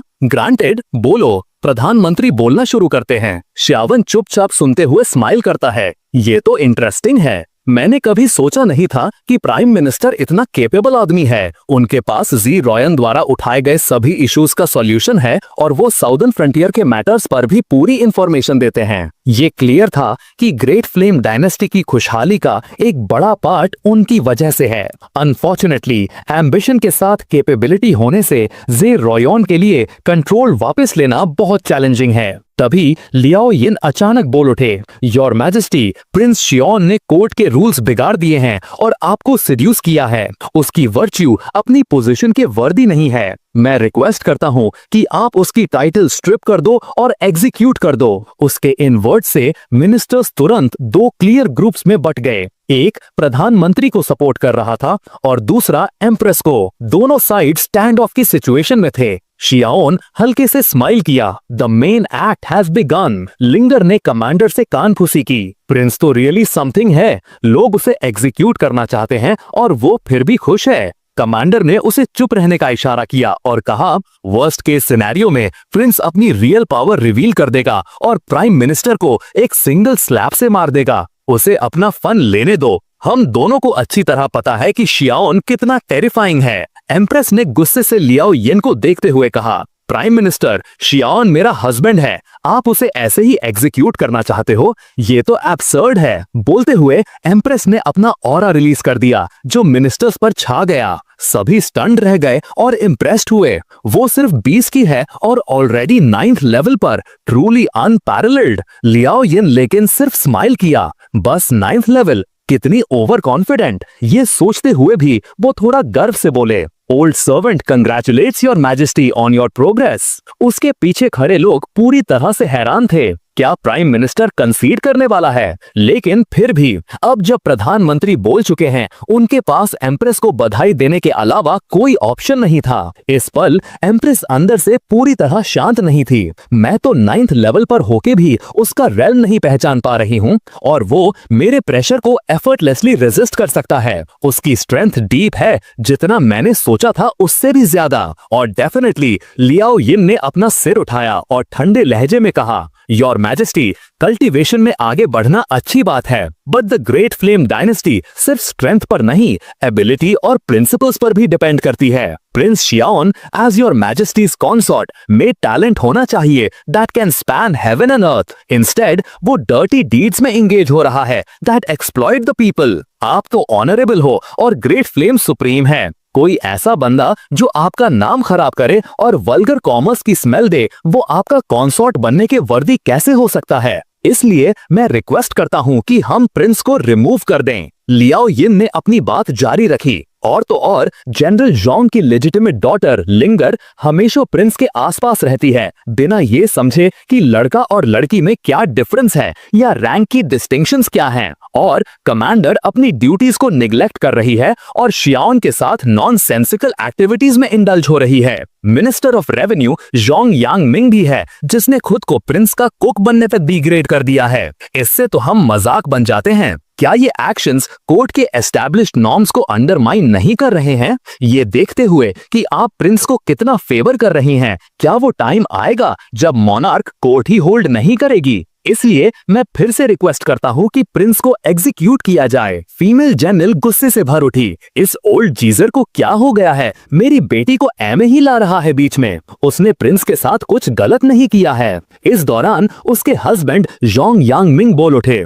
योर मैजेस्टी, प्राइम मिनिस्टर तो बकवास कर रहे हैं। प्रिंस ने एक ब्रूअरी शुरू की और ग्रीन फ्लेम वाइन को मॉडिफाई किया ब्रिजेस और रोड्स बनाने के लिए। ये तो लोगों से लेकर लोगों को ही सर्विस देना है। आप ये कैसे कह सकते हैं कि वो एक्सप्लॉइट कर रहे हैं? और तो और शायद आपको पता ना हो, but the southern frontier plan जिसे आप प्रेज कर रही थी, वो एक्चुअली प्रिंस का आइडिया था। मैं तो बस उसे उनकी तरफ से एग्जीक्यूट कर रहा हूँ। लियाओ यिन और उसके लोग हैरान रह गए। तो इसलिए जोंग यांगमिंग प्लान का क्रेडिट लेने में इतना शर्मा रहा था। यांगमिंग ने अपनी बात जारी रखी, आप सबको पता है कि मेरी बेटी गुस्से वाली है, ये तो प्रिंस के साथ जुड़ने की वजह से ही वो सुधर गई है। कमांडर ग्रीन फ्लेम टाउन से है और योर मैजेस्टी के ऑर्डर्स पर उसे प्रिंस को गार्ड और सर्व करने के लिए रखा गया है, इसमें क्या इशू है? तो मैं प्राइम मिनिस्टर से पूछना चाहता हूँ, आप ये कैसे कह सकते हैं कि प्रिंस अपनी पोजीशन के लिए वर्चुअस नहीं है और कोर्ट के नॉर्म्स अंडरमाइन कर रहा है? एम्प्रेस हंसी और शियाओन खुद को थम्स अप देने से रोक नहीं पाया। ओल्ड जोंग को बोलना अच्छे से आता है, लेकिन लियाओ यिन ने ठंडे लहजे में कहा, ऐसा है तो मिनिस्टर जोंग, क्या तुम्हारे पास प्रूफ इसका प्रूफ है? जोंग यांगमिंग हैरान रह गए, तुम्हारा क्या मतलब है, क्या प्रूफ? लियाओ यिन ने आगे कहा, प्रिंस में इतनी एबिलिटी कैसे हो सकती है? मिनिस्टर जोंग, मेरे पास हर रीजन है कि मैं ये डाउट करूं कि तुम अपने डीड्स उसे एट्रीब्यूट कर रहे हो। जैसे ही ये वर्ड्स निकले, दरबार में मर्मर्स शुरू हो गई। क्या मिनिस्टर जोंग प्रूफ दे पाएंगे? शायद नहीं। मैंने एक्सपेक्ट नहीं किया था कि मिनिस्टर जोंग एम्प्रेस के लिए इतना सब करेगा। उस प्रिंस में क्या है जो इतना वर्थ इट है? मिनिस्टर जोंग को झटका लगा, उन्होंने तो बस प्रिंस से वर्बली अग्री किया था और अब वो एक्चुअली कोई प्रूफ पेश नहीं कर सकते थे। तभी एक आवाज अचानक गूंज उठी, तुम कह रहे हो मिनिस्टर जोंग के पास कोई प्रूफ नहीं है कि ये मेरे डीड्स हैं? बोलने वाला शियाओन था। वो लुआओ यिन को इंटरेस्टिंग वे में देखता है और आगे कहता है, और तुम्हारे पास प्राइम मिनिस्टर कोई प्रूफ है कि ये डीड्स मुझसे रिलेटेड नहीं है? प्रधानमंत्री को समझ नहीं आया कि क्या आंसर दें, इसलिए उन्होंने एक एंशिएंट बुक निकाली, ये होप करते हुए कि शियावन उसे देखेगा। ये देखकर एम्प्रेस गुस्से से चिल्ला उठी, प्राइम मिनिस्टर, तुम क्या करने की कोशिश कर रहे हो? शियावन थोड़ा हैरान था, मेरी वाइफ एम्प्रेस इतना स्ट्रांगली क्यों रिएक्ट कर रही है? ये तो बस एक बुक है, क्या एक बुक मुझे मार सकती है? मुझे बिलीव नहीं होता। इसलिए वो स्माइल किया और उनसे कहा, अगर तुम चाहते हो कि मैं इसे रीड करूं, श्योर, नो प्रॉब्लम। एम्प्रेस डर गई, नहीं, तुम वो बुक रीड नहीं कर सकते प्रिंस। शियावन अनसर्टेन दिखा, मैं बुक रीड करूं या ना करूं वो अलग पॉइंट है। प्राइम मिनिस्टर, तुम्हें क्या राइट है कि तुम मुझसे ये रीड करने को डिमांड कर रहे हो? तुम ग्रेट फ्लेम डायनेस्टी के एम्परर तो नहीं हो, राइट? ये सुनकर लुआओ यिन का चेहरा सीरियस हो गया। मैं ग्रेट फ्लेम के लिए फियर्सली लॉयल हूँ और मैं एम्प्रेस का टीचर हूँ। ऑफ कोर्स मुझे केयरफुल होना पड़ेगा कि मैं क्या करता हूँ। क्या तुम एक स्कॉलरली और टैलेंटेड प्रिंस हो जो इस टेस्ट को भी विथस्टैंड नहीं कर सकते? या तुम ये कह रहे हो कि तुम सब बस दिखावा कर रहे हो और मिनिस्टर जोंग के साथ मिलकर हमें चीट और मिसलीड कर रहे हो? शियावन निशब्द रह गया। ये बंदा एक्यूजेशंस लगाने में रियली गुड है। अगर मैं प्रोटैगनिस्ट नहीं होता तो शायद मैं उसके ट्विस्टेड लॉजिक पर बिलीव कर लेता। तभी यांगमिन कहता है, वो बुक मत रीड करो प्रिंस, ये एक लेगेसी बुक है जो एक डिफरेंट स्क्रिप्ट में लिखी गई है। अगर तुम उसे समझ नहीं पाए तो तुम इंस्टेंटली मर जाओगे। 17 लोग ऑलरेडी मर चुके हैं उसे डाइसिफर करने की कोशिश में। शियावन फिर भी स्माइल करता रहा। प्राइम मिनिस्टर, तुमने पहले कहा था कि ग्रेट फ्लेम में रीजन प्रिवेल करना चाहिए, बट द टेस्ट जो तुम अब सजेस्ट कर रहे हो वो तो पूरी तरह से अनरीजनेबल है। लुआओ यिन ने एक्सप्लेन नहीं किया बल्कि उसे प्रोवोक करने की कोशिश की। तो तुम डर रहे हो प्रिंस? वो जवाब देता है, ऑफ कोर्स नहीं, बस ये एंशिएंट बुक यूज करके ये टेस्ट करना कि मैं एम्प्रेस के वर्दी हूँ या अनलर्नड, दिस मेक्स नो सेंस। अगर मैं समझ नहीं पाया तो मेरी जान चली जाएगी, बट तुम्हारा कुछ लॉस नहीं होगा। ये अनरीजनेबल नहीं है। बोलते हुए शियावन सीधे प्रधानमंत्री के पास चला गया। प्रधानमंत्री के बेटे लू शर्मन ने अचानक बीच में बोला, शियावन, इशू को डॉज करने की कोशिश मत करो। इससे पहले कि वो अपनी बात पूरी कर पाता, शियावन ने उसे थप्पड़ मारा। अडल्ट्स बात कर रहे हैं, चिल्ड्रन को इंटरप्ट नहीं करना चाहिए, दैट्स रूड। अपनी नजर लुआओ यिन की तरफ मोड़ते हुए उसने आगे कहा, प्राइम मिनिस्टर लू, तुम अपने बेटे को कैसे एजुकेट करते हो? ये सुनकर लुआओ यिन ने लू शर्मन को घूरा, जो तुरंत समझ गया और घुटने टेक दिए। योर मैजेस्टी, मैंने कोर्ट के सामने इम्प्रॉपरली बिहेव किया, please punish me. Lu Sherman, तुमने इनअप्रोप्रिएटली एक्ट किया है, हाफ ईयर की सैलरी डिडक्ट की जाएगी एज पनिशमेंट। तुम खड़े हो सकते हो। Thank you your majesty. शियाओन चुपचाप उसकी तरफ देखा। मैंने सोचा था कि उसे प्रोवोक करना इजी होगा, एक वीक पॉइंट फॉर लुआओ यिन। मैंने एक्सपेक्ट नहीं किया था कि वो इतनी जल्दी काम हो जाएगा। फादर और सन दोनों से डील करना डिफिकल्ट है। लुआओ यिन ने बोलना जारी रखा, ऑल राइट देन, जब हर मैजेस्टी थ्रोन पर आई मैंने रीजेंट की तरह एक्ट किया। जब मैंने पावर वापस की मुझे उसकी पोटेंशियल रेकलेसनेस की चिंता थी। इसलिए मैंने लेट एम्परर द्वारा छोड़ दिए गए सीक्रेट ट्रेजरी की कीज पूरी तरह से रिटर्न नहीं की। फिर वो एक चाबी निकालते हैं। अगर तुम प्रिंस ट्रूली एक्सेप्शनल हो और एम्प्रेस को असिस्ट करोगे तो मुझे और चिंता करने की जरूरत नहीं है। ये की अपने राइटफुल ओनर को रिटर्न हो जानी चाहिए। इसके अलावा मैं 3 million spirit stones as a wedding gift offer करूंगा एम्प्रेस को कांग्रेचुलेट करने के लिए। तुम्हें इस ऑफर के बारे में कैसा लगता है प्रिंस? शियाउन खुलकर हंसा। कम है, मुझे 5 मिलियन स्पिरिट स्टोन्स चाहिए। उस अमाउंट के बिना मैं अग्री नहीं करूंगा। प्राइम मिनिस्टर ने जवाब दिया, जब प्रिंस की इतनी अच्छी एपेटाइट है तो मैं भी स्टिंजी नहीं हो सकता। मैं 6 मिलियन स्पिरिट स्टोन्स दूंगा। Please Prince. ये कहते हुए उन्होंने वो एंशिएंट बुक शियावन को थमा दी। शियावन ने एंशिएंट बुक ली और स्माइल किया। चांसलर, मैं आपसे थैंक यू पहले ही कह देता हूँ आपकी generous gift of 6 million spirits के लिए। तभी एम्प्रेस अचानक बीच में बोलने के लिए आई। प्रिंस, रेकलेस मत बनो। अगर तुम ये एंशिएंट टेक्स्ट समझ नहीं पाए तो ये फेटल हो सकता है। लेकिन शियावन ने कोई ध्यान नहीं दिया और पहले ही एंशिएंट बुक खोलकर पढ़ने लगा था। तभी शियावन ने अचानक बुक बैंड कर दी। एम्प्रेस तुरंत शॉक्ड हो गई। चांसलर और दूसरे मिनिस्टर्स भी बीच में बोले, प्रिंस, लगता है तुम गिफ्ट को एंजॉय नहीं कर पाओगे। सब खत्म हो गया। प्रिंस तो रियली सुसाइड करने में डिसाइसिव है। वो आगे कहते हैं, एक बार तुम इस बुक को ओपन कर दो तो तुम्हें इसे पूरा पढ़ना पड़ेगा। अगर तुम लास्ट पेज तक समझ नहीं पाए तो तुम मर जाओगे। अगर तुम आधे में गिव अप कर दिया और बुक क्लोज कर दी तो तुम फिर भी मर जाओगे। लेकिन शियाओन न सिर्फ ठीक था बल्कि उसने उनके क्वेश्चंस को इग्नोर करने का ड्रामा किया। चांसलर तुरंत स्टन्ड रह गए। व्हाट द हेल, तुम तो एक्चुअली फाइन हो। शियाओन ने लापरवाही से टर्न करके बुक को देखते हुए कहा, मैं तो बस खड़े होके थक गया हूँ। मैं वापस जाकर बैठकर उसे आराम से रीड करूंगा। तुम्हें उससे कोई प्रॉब्लम है? फिर शियाओन एम्प्रेस के बगल में बैठ गया और बुक पढ़ना शुरू कर दिया। नीचे खड़े मिनिस्टर्स सभी कंफ्यूज थे। तुम सब मुझे क्या देख रहे हो? कोर्ट मीटिंग खत्म नहीं हुई है, राइट? तुम अपना काम करो और मैं अपना करूंगा। एम्प्रेस अभी भी थोड़ी रेस्टलेस थी। प्रिंस, तुम्हें सब ठीक लग रहा है ना? ये सुनकर प्रिंस शियाओन हल्के से मुस्कुराया। योर मैजेस्टी, आपकी चिंता के लिए धन्यवाद। मैं ठीक हूँ और हाँ, मैं चांसलर का ये कॉन्ग्रेचुलेटरी गिफ्ट लेकर ही रहूंगा। थोड़ी दूर खड़ी लिंगर और कमांडर एक दूसरे को देखकर बस चुप रह गईं। दोनों के चेहरे पर एक ही बात थी, हमें पता था ऐसा ही होगा। उस मॉन्स्टर प्रिंस को कुछ नहीं हो सकता। इस बीच चांसलर ने ध्यान से शियाओन की तरफ देखा जो अब भी बुक में डूबा हुआ था। उसके मन में सवाल उठा, ये बंदा इस एंशिएंट टेक्स्ट से अनअफेक्टेड कैसे है? क्या ये इसलिए क्योंकि ये बंदा ऑर्डिनरी है और उसके पास कोई कल्टीवेशन नहीं? तभी शियाओन ने अचानक बुक बंद की और सिर पकड़ लिया जैसे किसी गहरी सोच में हो। एम्प्रेस ने उसकी ओर देखा और हल्के से मुस्कुराई। उनके मन में यही ख्याल आया कि शायद ऑर्डिनरी मैन होने का भी एक फायदा है। वो सबको कहना चाहती थीं, देखो, मेरा पति भले ही आम इंसान है लेकिन वो बाकी सबसे एक्स्ट्रा ऑर्डिनरीली यूनिक है। उन्हें क्या पता था कि शियाओन के अंदर अब गुस्सा उबल रहा था। ये एंशिएंट टेक्स्ट आखिर है क्या? ये तो किसी जिब्रिश नॉनसेंस की तरह लग रहा है। क्या ये सच में किसी ह्यूमन ने लिखा है? वो तुरंत अपने सिस्टम पपी से पूछता है, पपी, ये बुक आखिर है क्या? पपी ने जवाब दिया, रिस्पेक्टेड मास्टर, ये बुक एंशिएंट गॉड रेस से पास डाउन हुई है। इसके अंदर ऐसे प्रोटेक्टिव स्पेल्स हैं जो 10th लेवल बीइंग्स तक को मिटा सकते हैं। ऑफ कोर्स, आपके लिए ये कोई खतरा नहीं है। शियाओन हंस पड़ा।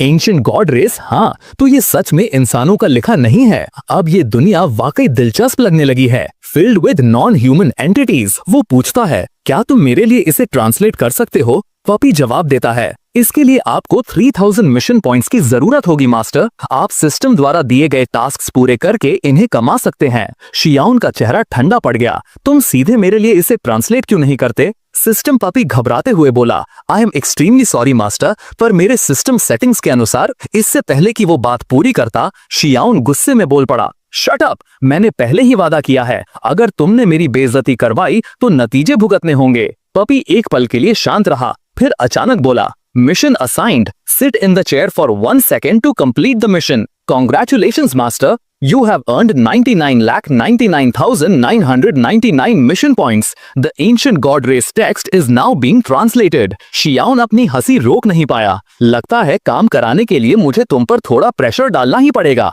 समझे? अपॉलॉजीज मास्टर, मैं सुधार करूंगा। नीचे दरबार में प्राइम मिनिस्टर लू इन को जरा भी अंदाजा नहीं था कि ऊपर क्या हो रहा है। शियाओन को लगातार बुक के पन्ने पलटते देख वो झल्ला उठा। क्या ये बंदा मेरे सामने ही मेरा मजाक उड़ा रहा है? वो व्यंग्य में बोले, प्रिंस, तुम्हें ये बुक समझ आई? कहीं तुम ये तो नहीं कहने वाले कि ये फेक है या कोई एक्सक्यूज बना रहे हो? शियाओन हल्के से मुस्कुराया। मुझे तुम्हारे साथ ऐसे पेटी ट्रिक्स खेलने में कोई दिलचस्पी नहीं है। जैसे ही उसने कहा, उसके सामने एक इनविजिबल प्रोग्रेस बार उभरा। अगले ही पल बुक उसके हाथों में कांपने लगी और एक हमिंग साउंड निकालने लगी। अचानक उसमें से काउंटलेस गोल्डन कैरेक्टर्स निकलने लगे, चमकदार, रहस्यमय पर बेहद सुंदर। दरबार में हर कोई दंग रह गए। ये तो लेगेसी गोल्ड टोम है। एम्प्रेस भी अपनी खुशी रोक नहीं पाई और खड़ी हो गईं। एक डेडली एंशिएंट बुक जिसने 12 से ज्यादा लोगों को मार दिया था, अब हमारे प्रिंस ने उसे अनलॉक कर दिया। अब तो ये टैलेंट प्राइम मिनिस्टर आपके स्टैंडर्ड्स पर भी खरा उतारता है ना? लू इनके माथे पर पसीना आ गया, लेकिन वो जिद से बोले, ये सही है कि लेगेसी गोल्ड टोम अपीयर हुआ है, लेकिन प्रिंस को इसकी लेगेसी मिली है, इसका सबूत नहीं है। कौन जाने, शायद उसने बस रैंडमली पेजेस फ्लिप किए और किसी हिडन स्पेल को ट्रिगर कर दिया। जैसे ही उनके शब्द खत्म हुए, लेगेसी गोल्ड टोम हवा में घूमने लगा और उसके सारे गोल्डन एंशिएंट लेटर्स तेजी से शियाओन के दिमाग में समा गए। शियाओन ने आंखें बंद कर शांति से लेगेसी स्वीकार कर ली। प्राइम मिनिस्टर की तरफ वाले अधिकारी पूरी तरह स्पीचलेस थे, जबकि एम्प्रेस के साथ खड़े लोग संतुष्टि से मुस्कुरा रहे थे। कुछ पल बाद शियाओन ने पूरी लेगेसी एब्जॉर्ब कर ली और फिर उसने हल्के से मुस्कुराते हुए बुक नीचे गिरा दी। प्राइम मिनिस्टर, अब तुम्हें क्या कहना है? वो झुककर बोले, या तुम अपने ही वर्ड से पलट रहे हो? कहीं ये मत कहना कि ये फेक बुक है। लुइन ने अपनी मुट्ठियां भींच ली, कुछ देर सोचा और आखिरकार बोले, मैंने प्रिंस के टैलेंट को गलत जज किया। शियाओन ने संतोष से सिर हिलाया। तो अब 6 मिलियन स्पिरिट स्टोन्स का क्या? फिर वो अचानक आगे बढ़ा और डायनेस्टी की उसके हाथ से झपट ली। जो चीज मेरी एम्प्रेस वाइफ की है, उसे मैं बहुत सीरियसली लेता हूँ। चाबी को हवा में घुमाते हुए शियाओन मुस्कुराया। Thanks prime minister. लुइन के चेहरे पर गुस्सा था, पर उन्होंने बस धीमे से कहा, वो चाबी तो पहले से ही हर मैजेस्टी की थी, इसलिए धन्यवाद की कोई जरूरत नहीं। शियाओन ने हंसते हुए कहा, प्राइम मिनिस्टर, मैं लेगेसी गोल्ड टोम और 6 मिलियन स्पिरिट स्टोन्स की बात कर रहा हूँ। पहले तो मैंने सिर्फ 5 मिलियन मांगे थे, लेकिन किसने सोचा था कि आप इतने जेनरस होंगे कि एक्स्ट्रा 1 मिलियन भी दे देंगे। बोलते हुए शियावन ने अचानक अपनी मुट्ठी कस ली। प्राइम मिनिस्टर हैरान थे, ये वर्थलेस बंदा क्या करने की कोशिश कर रहा है? सबको हैरान करते हुए शियावन ने बस थम्स अप दिखाया, इनोसेंटली स्माइल किया और तारीफ की। थैंक यू, तुम सच में एक गुड पर्सन हो। प्राइम मिनिस्टर के होंठ सिकुड़ गए। आई स्वेयर, ये बंदा कितना एनोइंग है। एम्प्रेस ने तुरंत बीच में आकर माहौल शांत किया।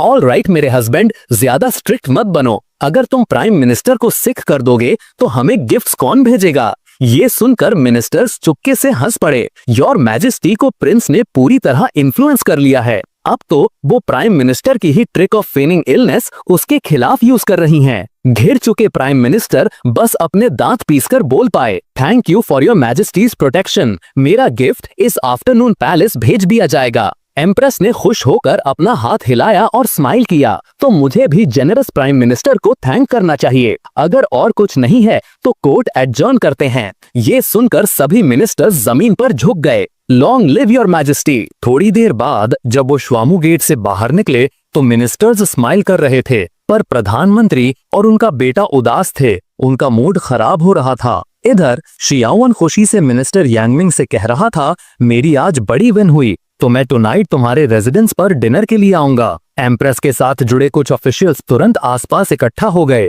और कहा, प्रिंस ने ट्रूली हमारी स्पिरिट्स अपलिफ्ट की। क्लोजर देखने पर तो एक्स्ट्रा ऑर्डिनरी टेम्परामेंट दिखता है। आप प्राइम मिनिस्टर को ओवरशैडो करने में सक्सेसफुल हुए। उसका फेस तो पॉट के बॉटम की तरह ब्लैक हो गया था। श्वावन स्माइल किया और शान से अपना हाथ हिलाया। मुझे ये सुन के अच्छा लगा। 1 jar of green flame empress wine for each of you। किसी को मिनिस्टर जोंग के रेजिडेंस से लेटर पिक करने के लिए भेज देना। तीनों बहुत खुश हुए। थैंक यू प्रिंस, आप बहुत जनरस हैं। ग्रैंड जनरल भी शामिल हुई। आप तो सच में बहुत इंप्रेसिव हैं। मुझे आपसे बहुत हाई होप्स हैं। यांगमिंग ने फिर ग्रैंड जनरल को खींच लिया। वाइफ, चलो हमें घर जाकर प्रिंस के लिए अच्छा खाना प्रिपेयर करना चाहिए। ये देखकर कि ऑलमोस्ट सभी जा चुके हैं, शियावन ने डायनेस्टी की निकाली और उससे देखा, क्या वो बंदा 6 मिलियन स्पिरिट स्टोन्स पर रिनेज करने के लिए कोई एक्सक्यूज ढूंढेगा? कमांडर ने सर हिलाया, वो नहीं करेगा। अगर लू यिन ने कहा कि वो करेगा तो वो करेगा। जिस पर प्रिंस ने कहा, पर ये प्राइम मिनिस्टर तो रियली थोड़ा स्ट्रेंज था। मुझे डर है कि उसके पास कुछ ट्रिक्स हैं। ये अच्छी बात है कि लू यिन में स्किल्स हैं। करंट ग्रेट फ्लेम डायनेस्टी को उससे कोर्ट स्टेबलाइज करने और गवर्नेंस में असिस्ट करने के लिए उसकी जरूरत है। लिंगर ने अचानक बीच में टोक दिया, प्रिंस, उस एंशिएंट टोम का क्या सीन था जिसकी वजह से लोग मर जाते थे? श्वाउन ने इंडिफरेंस दिखाई। वो एंशिएंट टोम वो एंशिएंट गॉड क्लैन की एक इनहेरिटेंस बुक की तरह कुछ है। अंदर की रेस्ट्रिक्शंस 10th लेवल और उससे कम लेवल के इंडिविजुअल्स को वाइप आउट कर सकती हैं। ये सुनकर लिंगर और कमांडर दोनों स्टन्ड रह गए। 10th लेवल को वाइप आउट? कमांडर सबसे पहले होश में आई। ये एंशिएंट गॉड क्लैन क्या है? श्वावन भी हैरान था। तुम लोगों को पता नहीं है? दोनों ने सर हिलाया। हमने सिर्फ ह्यूमन रेस और डीमन रेस के बारे में सुना है, कभी एंशिएंट गॉड क्लैन के बारे में नहीं सुना। लिंगर को अचानक कुछ याद आया। प्रिंस, क्या एंशिएंट टोम को बार बार ओपन और क्लोज करना इनहेरिटेंस रिसीव करने में हेल्प करता है? श्वावन इनोसेंटली हंसा। नहीं, बिल्कुल नहीं। तुम्हें ऐसा ल्यूडिक्रस आइडिया कैसे आ सकता है? दुख को फ्लिप करना इनहेरिटेंस में कैसे हेल्प कर सकता है? ये सुनकर लिंगर और भी ज्यादा कंफ्यूज हो गई। तो तुम वो बार बार क्यों कर रहे थे? श्वावन थोड़ा स्माइल किया। बुक में रेस्ट्रिक्शंस की पावर थोड़ी रिलैक्सिंग लग रही थी क्योंकि फोर्स इंटरमिटेंट थी, जिस पर लिंगर शॉक्ड रह गई। गुडनेस, 10th लेवल, एक हाइट जहां वो शायद अपनी लाइफ में कभी नहीं पहुंच पाएंगे। वो प्रिंस की आंखों में बस इतना है, वो पावर जो 10th लेवल को वाइप आउट कर सकती है, और तुम उसे मसाज के लिए यूज कर रहे हो। Prince, for the love of God, please इंसान की तरह एक्ट करो।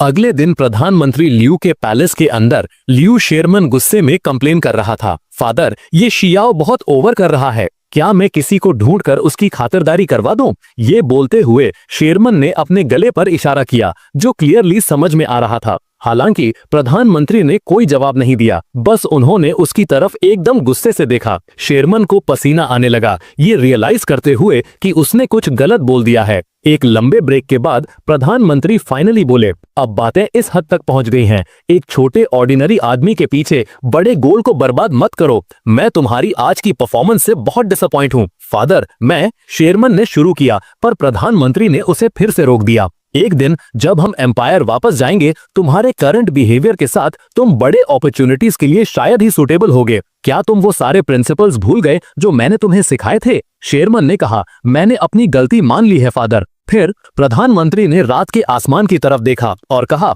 इन सभी ईयर्स में एम्पायर वापस जाने का दिन क्लोज आ रहा है। हमें इस सेंसिटिव पॉइंट पर एक्सट्रीमली केयरफुल रहना होगा। जल्दी से ये न्यूज स्प्रेड कर दो कि शियाओ को गोल्डन बुक ऑफ इनहेरिटेंस मिल चुकी है। आओ, इस कमीने शियाओ को कुछ ट्रबल देते हैं। ल्यू शेरमन ने तुरंत एग्री किया। प्रधानमंत्री अपने मन में सोच रहा था, क्या बैड लक है, अगर किंग ऑफ हेल नाम के उस पावरफुल आदमी ने अचानक बीच में आकर ब्लड क्लाउड टावर को डिस्ट्रॉय नहीं किया होता, तो मैं अब तक शियाओ को किडनैप कर चुका होता और जी रुयन को कंट्रोल कर रहा होता, और हमको ये सारी प्रॉब्लम्स नहीं होती। अगर वो जानते कि ब्लड क्लाउड टावर को डिस्ट्रॉय करने वाला पावरफुल आदमी वो प्रिंस था, तो वो शायद अब तक अपना सामान पैक करके भाग चुके होते। दूसरी तरफ रॉयल पैलेस में एक कमरे के अंदर शियाओ अभी अभी बाहर से लौटा था। जैसे ही उसने दरवाजा खोला, उसने देखा कि एम्प्रेस ऑफिशियल डॉक्यूमेंट्स में बिजी हैं। पूरी टेबल पर मेमोरेंडम के ढेर लगे हुए थे। शियाओ दंग रह गया, इतने सारे, इन सब से गुजरने में कितना टाइम लगेगा? एम्प्रेस ने थक कर ऊपर देखा,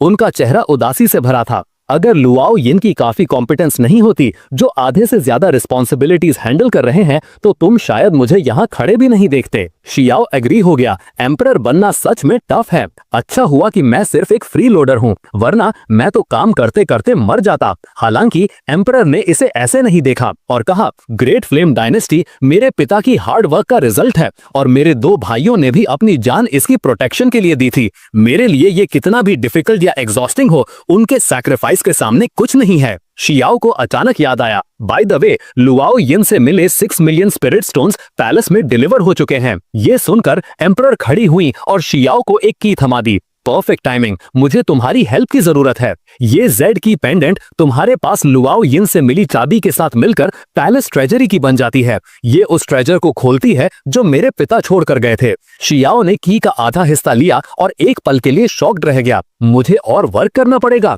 एम्प्रेस ने फिर एक्सप्लेन किया, मैं तुम्हें की दे रही हूँ ताकि तुम पैलेस ट्रेजरी को मैनेज कर सको। इस तरह कोई ये नहीं बोल सकता कि तुम यूजलेस हो और कोई यूजफुल काम नहीं कर रहे हो। Isn't that a good thing? ये सुनकर कि वो ट्रेजर के इंचार्ज होगा, शियाओ तुरंत खुश हो गया। That's amazing! ये बोलते हुए शियाओ ने की के दोनों पार्ट्स को मिला दिया। एक डिंग की आवाज आई और की से अचानक गोल्डन लाइट निकली जो शियाओ को घेर लेती है। एम्प्रेस ने एक्सप्लेन किया, ये जेल्ड पेंडेंट इटसेल्फ एक स्पिरिचुअल आर्टिफैक्ट है जिसके प्रोटेक्शन इफेक्ट्स हैं। ये तुम्हें सेफ रख सकता है।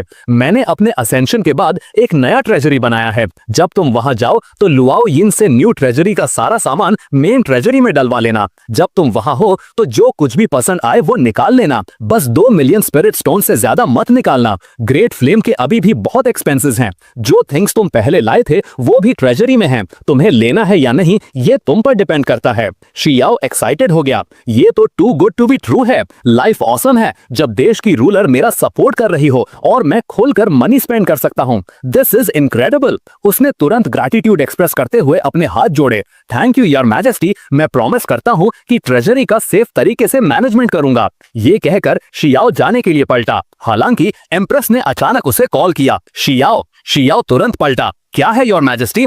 एम्परर धीरे से उसके पास आई और एक वार्म स्माइल दी।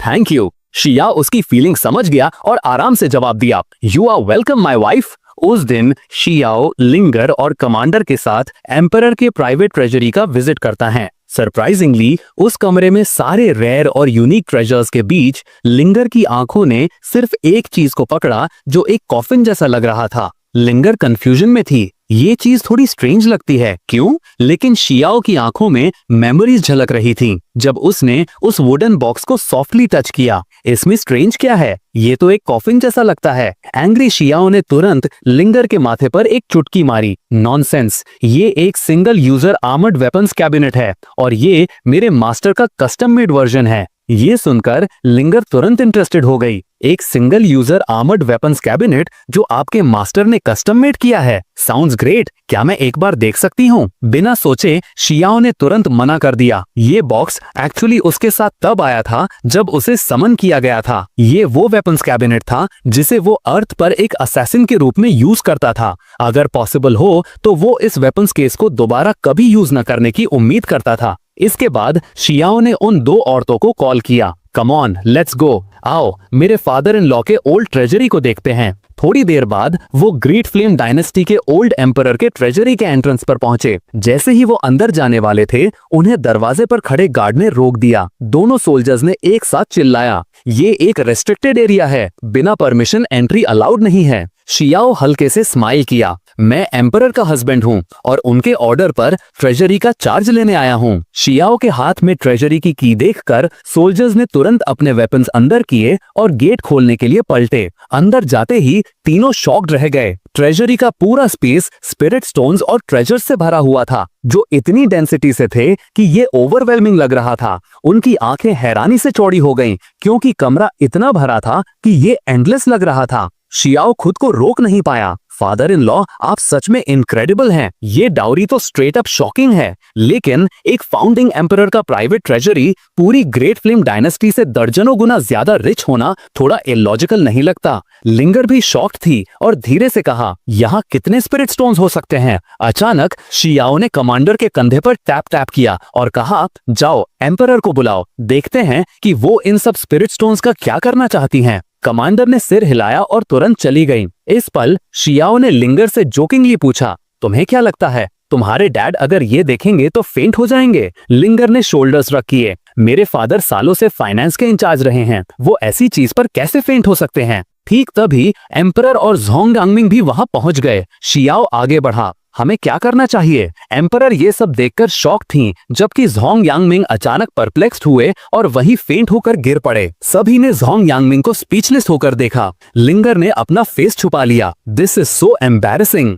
एक पल बाद ज़ोंग यांगमिंग को होश आया और वो एक्साइटेडली स्पिरिट स्टोन से भरे कमरे को इंस्पेक्ट करने लगे। इनका यूज न्यू वेपन्स बनाने के लिए किया जा सकता है। इनका यूज सदर्न फ्रंटियर के लिए किया जा सकता है। हे फाइनली हम प्रॉस्पेरिटी की वॉर लड़ सकते हैं। एम्परर ने प्यार भरी नजर से शियाओ को देखा। अगर तुम नहीं होते तो मुझे पता ही नहीं चलता कि मेरे पिता के प्राइवेट ट्रेजरी में इतने सारे स्पिरिट स्टोन्स हैं। अब से जितने स्पिरिट स्टोन्स चाहो ले लो जब तक तुम खुश हो। ये सुनकर शियाओ खुश हो गया। जितने मैं चाहूं, हे आई एम रिच। थोड़ी देर बाद शियाओ ट्रेजरी से सबसे पहले निकला। लिंगर और कमांडर अपने चेहरे छिपाकर उसके साथ चल रही थी। उनके पीछे कई सोल्जर्स स्पिरिट स्टोन से बने एक बेड को उठाने के लिए स्ट्रगल कर रहे थे। तभी लिंगर ने पूछा, कमांडर क्या ये बेड सोने के लिए बहुत हार्ड नहीं होगा? कमांडर ने जवाब दिया, मुझे नहीं पता, जब तक प्रिंस को ये पसंद है तब तक सब ठीक है। नेक्स्ट सीन में श्याओ एम्परर के ट्रेजरी से निकाले स्पिरिचुअल बेड पर लेटा था।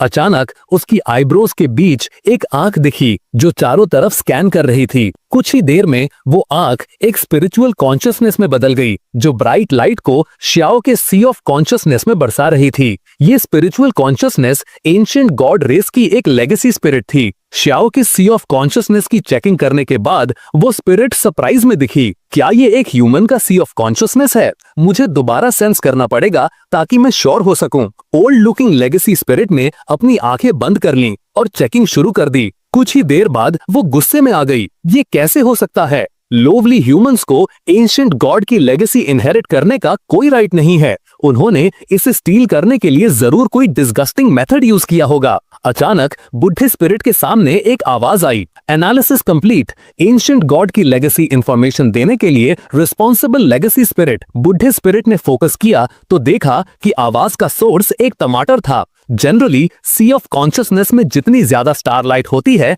सोल उतनी ही पावरफुल होती है। बुढ़े स्पिरिट के पीछे 99 स्टारलाइट्स थीं, जो पहले से ही एक्सट्रीमली पावरफुल थीं। हालांकि इस टमाटर के पीछे 3000 स्टारलाइट्स थीं। वो खुद को शाउटिंग करने से रोक नहीं पाया। अब कौन है? क्या ये ह्यूमन का सी ऑफ कॉन्शियसनेस नहीं होना चाहिए? टमाटर ने कहा, मैं पप्पी हूँ, अपने मास्टर का सर्वेंट। तुम्हारा सी ऑफ कॉन्शियसनेस मास्टर का ही है। ठीक तभी श्याओ भी अपीयर हुआ। इतना नॉइस क्यों है? क्या ह्यूमन थोड़ी देर स्लीप नहीं कर सकता? आवाज सुनकर बुढ़ा व्यक्ति बिना किसी हेजिटेशन के नील डाउन हो गया, अपने आप से धीरे से कहते हुए, ये जरूर एक डेमन होना चाहिए। श्याओ इस पल एंडलेस स्टारलाइट से घिरा हुआ था। पप्पी ने अचानक बुढ़े व्यक्ति को वार्न किया, इंट्रूडर प्लीज बैक ऑफ। मेरे मास्टर अभी अभी जागे हैं और मिस्टेकनली तुम्हारे एग्जिस्टेंस को इरेज कर सकते हैं। ये सुनकर बुढ़ा व्यक्ति जमीन पर नील्स किए हुए ही काफी दूर तक स्लाइड हो गया। श्याओ सरप्राइज्ड था और पप्पी से पूछा, पप्पी मेरे सी ऑफ कॉन्शियसनेस में ये ओल्ड मैन अचानक कहां से आ गया?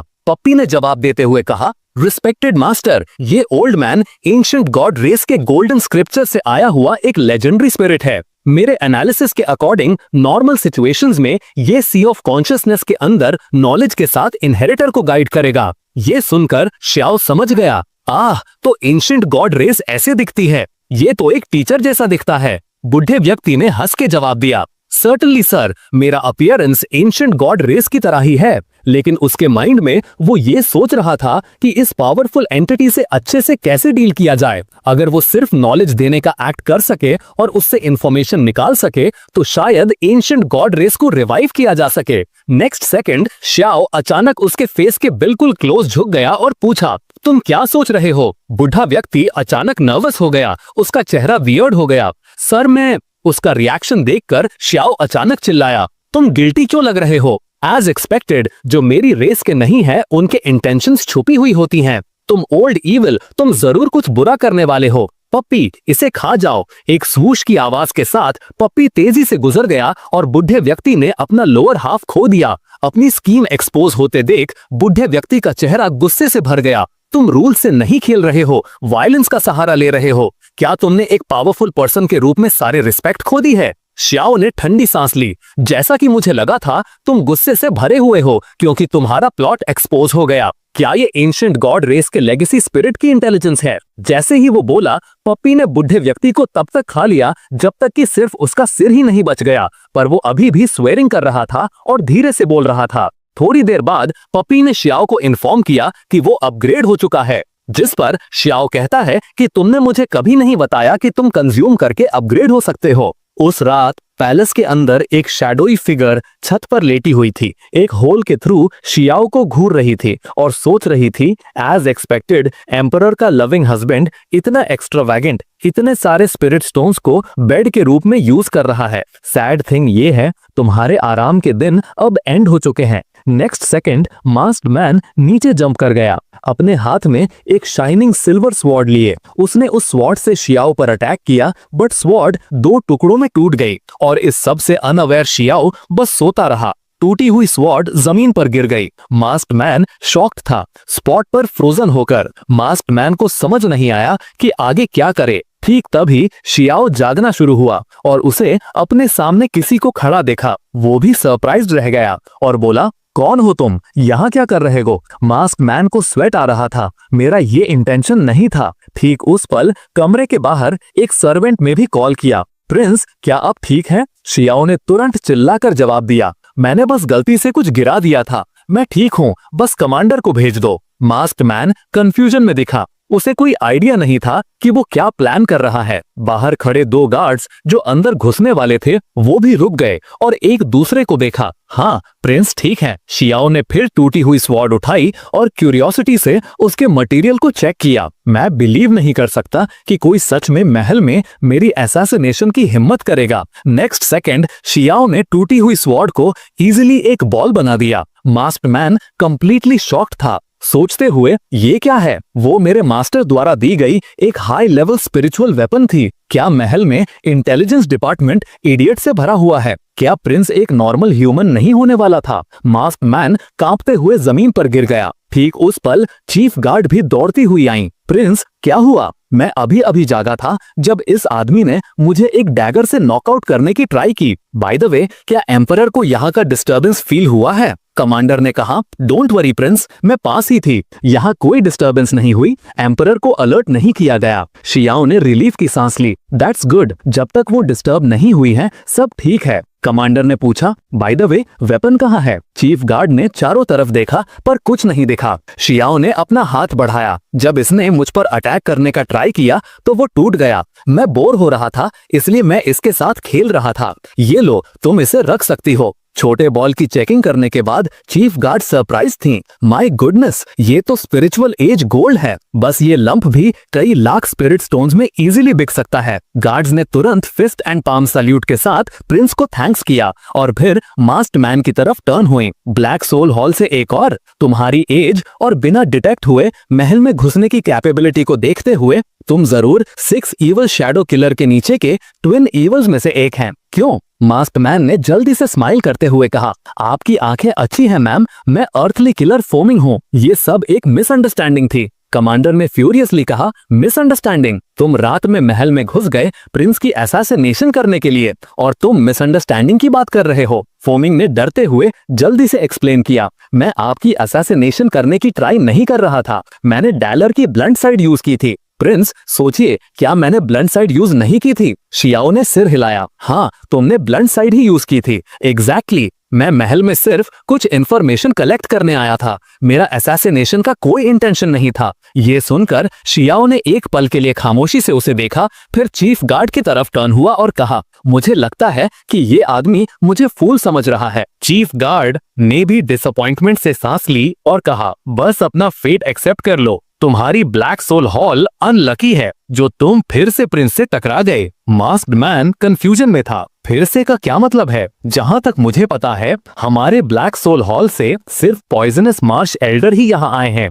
आप फिर से क्यों बोल रही हैं? मास्क्ड मैन को कुछ रियलाइजेशन हुआ। उसकी आंखें फियर और एंजाइटी से भर गईं। नेक्स्ट सेकंड उसने कांपते हुए अपनी फिंगर उठाई और पूछा, क्या आप किंग ऑफ हेल हैं? उन्होंने पहले ही न्यूज सुन ली थी कि ब्लैक सोल हॉल के 6 इविल्स में से एक पॉइजनस मार्श एल्डर को एक मिस्टीरियस पावर हाउस ने कंप्लीटली एलिमिनेट कर दिया था। साथ ही इन famous assassination organization blood cloud tower को भी उसी मिस्टीरियस पावर हाउस ने एक दिन में पूरी तरह से डिस्ट्रॉय कर दिया था। वर्ल्ड जानती थी कि उस मिस्टीरियस पावर हाउस ने किंग ऑफ हेल नाम की एक आइडेंटिटी छोड़ दी थी। अब उन्हें बताया जा रहा है कि ये किंग ऑफ हेल उनके सामने खड़ा यूजलेस प्रिंस है, वो आदमी जो सिर्फ एम्परर को चार्म करने वाला एक हैंडसम फेस है। वो अचानक जोर से चिल्लाया, प्रिंस शियाओ, आप किंग ऑफ हेल हैं। जैसे ही वो बोला, उसने अपनी स्पिरिचुअल एनर्जी को वाइब्रेट किया, इस इंफॉर्मेशन को बाहर निकालने की ट्राई करते हुए। शियाओ उसके जोर से चिल्लाने पर थोड़ा शॉक्ड था। ड्यूड, तुम इतना लाउडली क्यों शाउट कर रहे हो?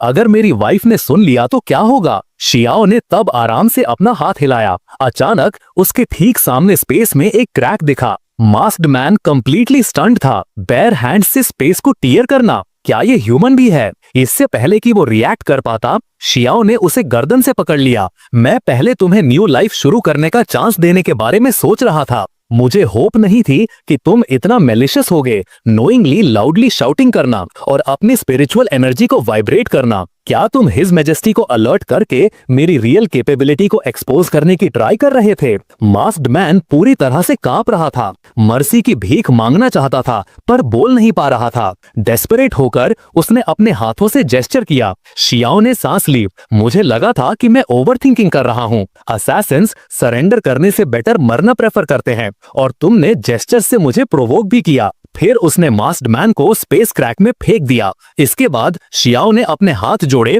जैसे कि अपने मर्डर के लिए हेवन से अपॉलॉजी मांग रहा हो। उसके बाद शियाओ हंसा। मैं सच में दूसरों के साथ जेनरसली ट्रीट करता हूँ और खुद को स्ट्रिक्ट स्टैंडर्ड्स पर रखता हूँ। चीफ गार्ड ने ये सुना और खुद को आइज रोल करने से रोक नहीं पाई। पहले बॉडी का डिस्ट्रक्शन और अब ये जेनरोसिटी। प्रिंस, आपकी अंडरस्टैंडिंग हमेशा बहुत ज्यादा होती है। फिर शियाओ ने कमांडर से कहा, जाओ और देखो कि एम्परर अभी भी इंपीरियल स्टडी में है या नहीं और क्या वो यहाँ के नॉइज से डिस्टर्ब हुई थी। चीफ गार्ड ने सिर हिलाया और जैसे ही वो जाने वाली थी, एक गार्ड ने दरवाजे पर report the. Half an hour पहले जनरल लेडी कमांडर जल्दी से महल में आई थी। उसके तुरंत बाद एम्प्रेस उनके साथ चली गई थी और मुझे प्रिंस को इन्फॉर्म करने को कहा कि वो आज रात नहीं लौटेंगी और आप उनका वेट न करें। शियाओ तुरंत खुश हो गया। दैट्स परफेक्ट टाइमिंग, मेरा फ्रीलोडर लाइफस्टाइल बच गया। फिर शियाओ ने अपना हाथ हिलाया। ठीक है, तुम लोग ड्यूटी पर जाओ। उनके जाने के बाद शियाओ बेड पर लेट गया। हैप्पीली सोच रहा था,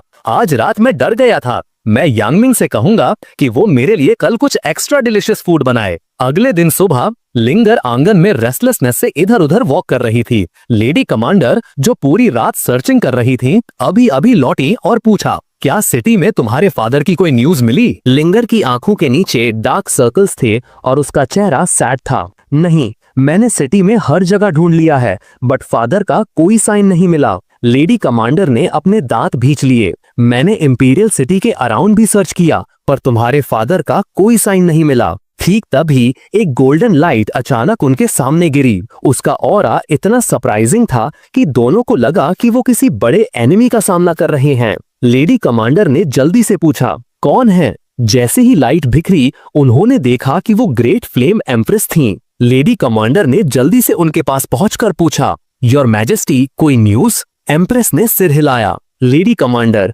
मुझे अंकल जॉन का कोई साइन नहीं मिला। लेडी कमांडर लगभग गिर पड़ी। ये मेरी फॉल्ट है, सब मेरी फॉल्ट। मुझे कल उनसे आर्ग्यू नहीं करना चाहिए था और गुस्से में कमरे से बाहर नहीं निकलना चाहिए था। अगर वो मेरे साथ होते तो उनका किडनैप नहीं होता। एम्प्रेस भी सैड दिखी। मुझे डाउट है कि अंकल जॉन का किडनैप होने का मेन रीजन सदर्न बॉर्डर की सिचुएशन से लिंक्ड है। उनके एडमिनिस्ट्रेशन के अंडर सदर्न बॉर्डर तेजी से स्टेबल हो गया। उन्होंने रेफ्यूजीज में छिपे कई ट्रबल मेकर्स को रूट आउट कर दिया है और रिवेंज लेने के लिए वो जरूर ऐसे ऑर्गेनाइजेशन को सर्च करेंगे जो इंपीरियल सिटी में अनडिटेक्टेड घुसपैठ कर सके और ग्रेट फ्लेम के मिनिस्टर ऑफ रेवेन्यू का किडनैप कर सके। इसके लिए सिर्फ एक ही ऑप्शन बचता है, ब्लैक सोल हॉल। एम्प्रेस के एनालिसिस को सुनकर लेडी कमांडर और भी वॉरिड हो गईं। ब्लैक सोल हॉल अपने एक्सट्रीम और वायलेंट बिहेवियर के लिए जाना जाता है। मेरे पति के सेफ वापस आने के चांसेस कम हैं। नीज पर गिरकर उन्होंने बैक किया। योर मैजेस्टी, मैंने आपसे कभी कुछ नहीं मांगा पर मैं आपसे उन्हें सेव करने की भीख मांगती हूँ। एम्प्रेस ने तुरंत उन्हें उठाया।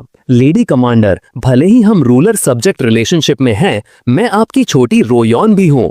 डोंट वरी, मैं अंकल झोंग को अपनी पर्सनल कैपेसिटी में वापस लाऊंगी। लेडी कमांडर की आंखों में टीयर्स थे और उन्होंने थैंक्स किया। Thank you your majesty, thank you. उन्हें इतना परेशान देखकर एम्प्रेस ने लिंगर की तरफ टर्न किया। अपनी मदर का अच्छे से ख्याल रखना। उसने सिर्फ सिर हिलाया। नेक्स्ट मोमेंट एम्प्रेस एक गोल्डन लाइट की रे में बदल गई और रॉकेट की तरह आसमान की तरफ शॉट कर गईं। जैसे ही एम्प्रेस चली गई, लेडी कमांडर को अचानक रेस्टलेसनेस फील हुई। क्या हो अगर एनिमी उन्हें दूर ले जाने की ट्राई कर रहा हो? क्या हो अगर वो ज्यादा दूर नहीं गए हो? लिंगर, तुम घर पर ही रहना और इधर उधर मत घूमना। मैं तुम्हारे फादर को पास ही ढूंढती रहूंगी। लिंगर वॉरिड थी। क्या हो अगर मॉम गलत हो? क्या हो अगर डैड को कुछ हो चुका हो? अचानक उसे एक आइडिया आया और उसने प्रिंस शियाओ के बारे में सोचा, जो शायद अभी भी महल में सो रहा होगा। वह जितनी तेजी से हो सकता था महल की तरफ दौड़ी। इसी दौरान शियाओ के प्राइवेट रूम में कमांडर ने अभी अभी अपनी फिजिकल ट्रेनिंग पूरी की थी। लिंगर तूफान की तरह अंदर घुसी और पूछा, क्या प्रिंस यहाँ हैं? कमांडर ने कहा, वो शायद अभी भी सो रहे हैं यंग जनरल। क्या हुआ? घबराई हुई लिंगर ने चिल्लाया, मेरे डैड गायब हैं। कमांडर हैरान रह गईं। तुम्हारे डैड गायब हैं? बिना एक्सप्लेन किए लिंगर शियाओ के कमरे में दौड़ी, दरवाजा खोला और चिल्लाई, प्रिंस जागो। शियाओ, जिसको रूट तरीके से उठाया गया था, नाखुश दिखा। जब उसे रियलाइज हुआ कि ये लिंगर है तो वो फाइनली उठा, यौन किया और पूछा, तुम इतनी सुबह यहाँ क्या कर रही हो लिटिल रास्कल? लिंगर ने जल्दी से कहा, प्रिंस, मेरे फादर को कल रात किडनैप कर लिया गया और हमें अभी तक वो नहीं मिले हैं। मैं जानती हूँ कि आप फाइट से थक चुके हैं, पर क्या आप इस बार हेल्प कर सकते हैं? लिंगर अभी अपनी बात पूरी भी नहीं कर पाई थी कि शियाओ भौंकल उठा, तुमने क्या कहा? मेरे शेफ को किडनैप कर लिया गया? लिंगर दंग थी। शेफ? प्रिंस, क्या आपने अभी कुछ रिवील कर दिया? मेरे फादर आपको एक भाई की तरह मानते हैं और आप उन्हें अपना शेफ मानते हैं। अपनी गलती का एहसास करते हुए शियाओ ने वियर्ड तरह से जवाब दिया, मैंने अभी जो कहा उसे भूल जाओ, आओ फिर से शुरू करते हैं। फिर अजीब तरह से वो दोबारा बेड पर लेट गया, एक्ट करते हुए कि कुछ हुआ ही नहीं। नेक्स्ट सेकंड वो अचानक उठा, लिंगर को शोल्डर से पकड़ा और चिल्लाया, तुमने क्या कहा? मेरे अच्छे बड़े भाई को किडनैप कर लिया गया? लिंगर और चीफ गार्ड चुपचाप उसकी एक्टिंग देखती रहीं। एटमॉस्फेयर एक्सट्रीमली ऑकवर्ड हो गया। अपना थ्रोट क्लियर करते हुए शियाओ ने एडमिट किया, ठीक है, मैं मजाक कर रहा था। नो वंडर कि एम्प्रेस कल महल में नहीं थी। ये सीरियस इंसिडेंट है। कौन हिम्मत करेगा कि कैपिटल में मिनिस्टर ऑफ रेवेन्यू को किडनैप कर ले? तभी कमांडर ने कहा, प्रिंस, क्या आप भूल गए? कल रात भी किसी ब्रेव पर्सन ने महल में इन्फिल्ट्रेट किया था और आप पर अटैक किया था। ये सुनकर लिंगर फिर से शॉक्ड थी। क्या? कौन इतना ब्रेव है कि प्रिंस पर अटैक करे? थोड़ी देर सोचने के बाद शियाओ ने कहा, ब्लैक सोल हॉल। वो मुझे ही क्यों टारगेट कर रहे हैं? लिंगर और चीफ गार्ड दोनों कंफ्यूजन में थे। लिंगर ने पूछा, आपको टारगेट करने का क्या मतलब है प्रिंस? शियाओ सीरियस दिखा। सोचो, जब से मैं ग्रेट फ्लेम प्रिंस बना हूँ, मैं लो प्रोफाइल पर रहा हूँ। मैं हर दिन बस अच्छा खाना खाता हूँ और थोड़ी सी शराब पीता हूँ। क्या मैंने किसी को ऑफेंड किया है? दोनों ने ब्लैंकली उसकी तरफ देखा। उसकी बातों से एग्री करते हुए, तो इस ब्लैक सोल हॉल ने पहले उस ओल्ड मैन को ग्रीन फ्लेम माउंटेन पर मेरा एम्बुश करने के लिए भेजा था। ये कोइंसिडेंस तो नहीं हो सकता। शायद उन्हें ब्लड क्लाउड टावर की इंसिडेंट से मेरे बारे में कुछ क्लूज मिले हैं, इसलिए वो इन्वेस्टिगेशन करने आए थे। और इस बार ब्लैक सोल हॉल का वो आदमी जो भीख मांगने से बेहतर मरना प्रेफर करता है, वो सीधे मुझ पर अटैक करने आया। इसी के साथ ग्रेट फ्लेम डायनेस्टी में इतने सारे लोग हैं, उन्होंने प्राइम मिनिस्टर लाओ यिन को क्यों नहीं टारगेट किया, बल्कि झोंग यांग मिन को किडनैप किया, जो मेरे सबसे क्लोज हैं। प्राइम मिनिस्टर लाओ यिन डायनेस्टी में एक हैवी वेट फिगर हैं, तो यांग मिंग को किडनैप करना ये शो करता है कि मुझे डाउट करने का पूरा राइट है कि वो मुझे ही टारगेट कर रहे हैं। ये सुनकर कमांडर और लिंगर लगभग स्पीचलेस थे। दोनों मन में सोच रही थीं, प्रिंस, आप सच में ओवर थिंकिंग कर रहे हैं। उनकी नजरों में आप सिर्फ एक नॉर्मल ह्यूमन हो, कौन आपको टारगेट करेगा? उन्हें इग्नोर करते हुए शियाओ ने कंटिन्यू किया, अब एम्प्रेस भी ब्लैक सोल गई हैं। अगर वो मुझे एक्शन लेते हुए देखेंगी तो क्या मेरी रियल कैपेबिलिटी एक्सपोज नहीं हो जाएगी? लेकिन अगर मैं एक्शन नहीं लेता और मिनिस्टर झोंग को कुछ हो जाता है तो मैं दोबारा कभी टेस्टी फूड एंजॉय नहीं कर पाऊंगा। This is infuriating. ये लोग हमेशा मुझे हार्म क्यों पहुंचाना चाहते हैं? मैं तो बस खाना पीना और खुश रहना चाहता हूँ। Is that wrong? फिर शियाओ ने फ्यूरियसली कहा, नो, ये बिल्कुल नहीं होगा। मुझे जाकर उन्हें फिनिश करना होगा। फिर उसने लिंगर से कहा, डोंट वरी, मैं तुम्हारे फादर को वापस लाऊंगा। उसके साथ ही शियाओ एक गोल्डन लाइट की रे में बदल गया और रॉकेट की तरह आसमान की तरफ शॉट कर गया। आंगन में ब्रेकफास्ट ला रही मेड्स अचानक हुए तेज नॉइस से हैरान रह गईं। कुछ ही देर बाद जब आवाज धीरे धीरे कम हुई तो उन्होंने हैरानी से चारों तरफ देखा। लिंगर ने तब कमांडर की तरफ टर्न होकर पूछा, क्या प्रिंस थोड़े ज्यादा ही सेंसिटिव नहीं हैं? ब्लैक सोल हॉल का मतलब शायद वो नहीं था, राइट? कमांडर ने एक पल के लिए सोचा। मे बी समन किए जाने से पहले प्रिंस के अपने रेल में कुछ ऐसे एक्सपीरियंसेस रहे होंगे जो उन्हें हमेशा डाउट करने पर मजबूर करते हैं कि लोग उन्हें हार्म पहुंचाना चाहते हैं। अब लिंगर को अपने फादर की चिंता नहीं थी। कमांडर, मुझे अचानक ब्लैक सोल हॉल के लिए थोड़ी सिंपैथी फील हो रही है। उन्होंने मेरे डैड को किस लिए किडनैप किया होगा? इसकी कोई जरूरत नहीं थी। कमांडर ने जवाब दिया, सिंपैथाइज करने की कोई जरूरत नहीं है। जैसा कि प्रिंस ने कहा, ये ब्लैक सोल हॉल एक डिस्गस्टिंग और प्रॉब्लमैटिक फोर्स है जो फिनिश होने के लायक है। अब जब उन्होंने प्रिंस को प्रोवोक किया है तो उन्हें ये खुद झेलना होगा। इसी दौरान एम्प्रेस जो सर्चिंग कर रही थी, उन्हें एक भी क्लू नहीं मिला। उन्हें बिलीव नहीं हो रहा था कि वो यांगमिंग को इतनी जल्दी लेकर भागने में सक्सेसफुल हो गए होंगे। वो ग्रेट फ्लेम की बॉर्डर तक पहुंच चुकी थीं। उसने सोचा, क्या मुझे और आगे इन्वेस्टिगेशन करनी चाहिए? अगर मैं और आगे साउथ की तरफ बढ़ती हूँ तो वो ब्लैक सोल हॉल का एरिया होगा। अगर मैं लापरवाही से अंदर जाती हूँ तो ये सभी डिफरेंसेस को टीयर करने के इक्विवेलेंट होगा। उसने आगे सोचा, नो, मुझे अभी वर्स्ट केस के लिए प्लान नहीं करना चाहिए। मैं पहले इस पार्ट में ढूंढती हूँ। ठीक जैसे ही वो अनसर्टन थी, उनके पीछे से तेज स्पीड से कुछ उड़ता हुआ उसकी तरफ आ रहा था। हैरान एम्प्रेस ने तुरंत एक प्रोटेक्शन गोल्डन लाइट रिलीज कर दी। ये क्या चीज है और ये इतनी रैपिड क्यों है? लाइट का एक ह्यूज बीम उसके पास से गुजरा। उसकी स्पीड इतनी ज्यादा थी कि एक 9th लेवल पावर हाउस होने के नाते भी वो कोलिजन होने पर डिस्ट्रॉय हो जाती। उसको लगा कि उस पर अटैक हुआ है तो उसने तुरंत अपनी स्वॉर्ड निकाली, पर उसे एहसास हुआ कि उसमें कोलिजन को फेस करने की पावर नहीं है। अपने शॉक को कंट्रोल करते हुए उसने चिल्लाया, हु आर यू? अपना इंट्रोडक्शन दो। उसके साथ ही उसने अपनी स्वॉर्ड चलाई, जिससे स्वॉर्ड एनर्जी की एक पावरफुल वेव क्रिएट हुई। लेकिन ये फिगर एक पल के लिए भी नहीं रुकी और सीधे आगे बढ़ गई। कमांडर ने उस डायरेक्शन में घूरा जिधर वो गई थी, मर्मरिंग करते हुए, सो स्ट्रॉन्ग, ये पावरफुल पर्सन कौन है? वो डायरेक्शन ब्लैक सोल हॉल की तरफ है। अचानक उसे एक आइडिया आया, क्या ये वो किंग ऑफ हेल हो सकता है? वो मिस्टीरियस पावर हाउस जिसने ब्लड क्लाउड टावर को एक ही पंच से डिस्ट्रॉय कर दिया था। एक एग्जिस्टेंस जो 10th लेवल से भी आगे है। कमांडर जल्दी से उसके पीछे दौड़ी, ये जानने के लिए क्यूरियस थी कि ये पर्सन कौन था। ब्लैक सोल हॉल में दूसरी तरफ एक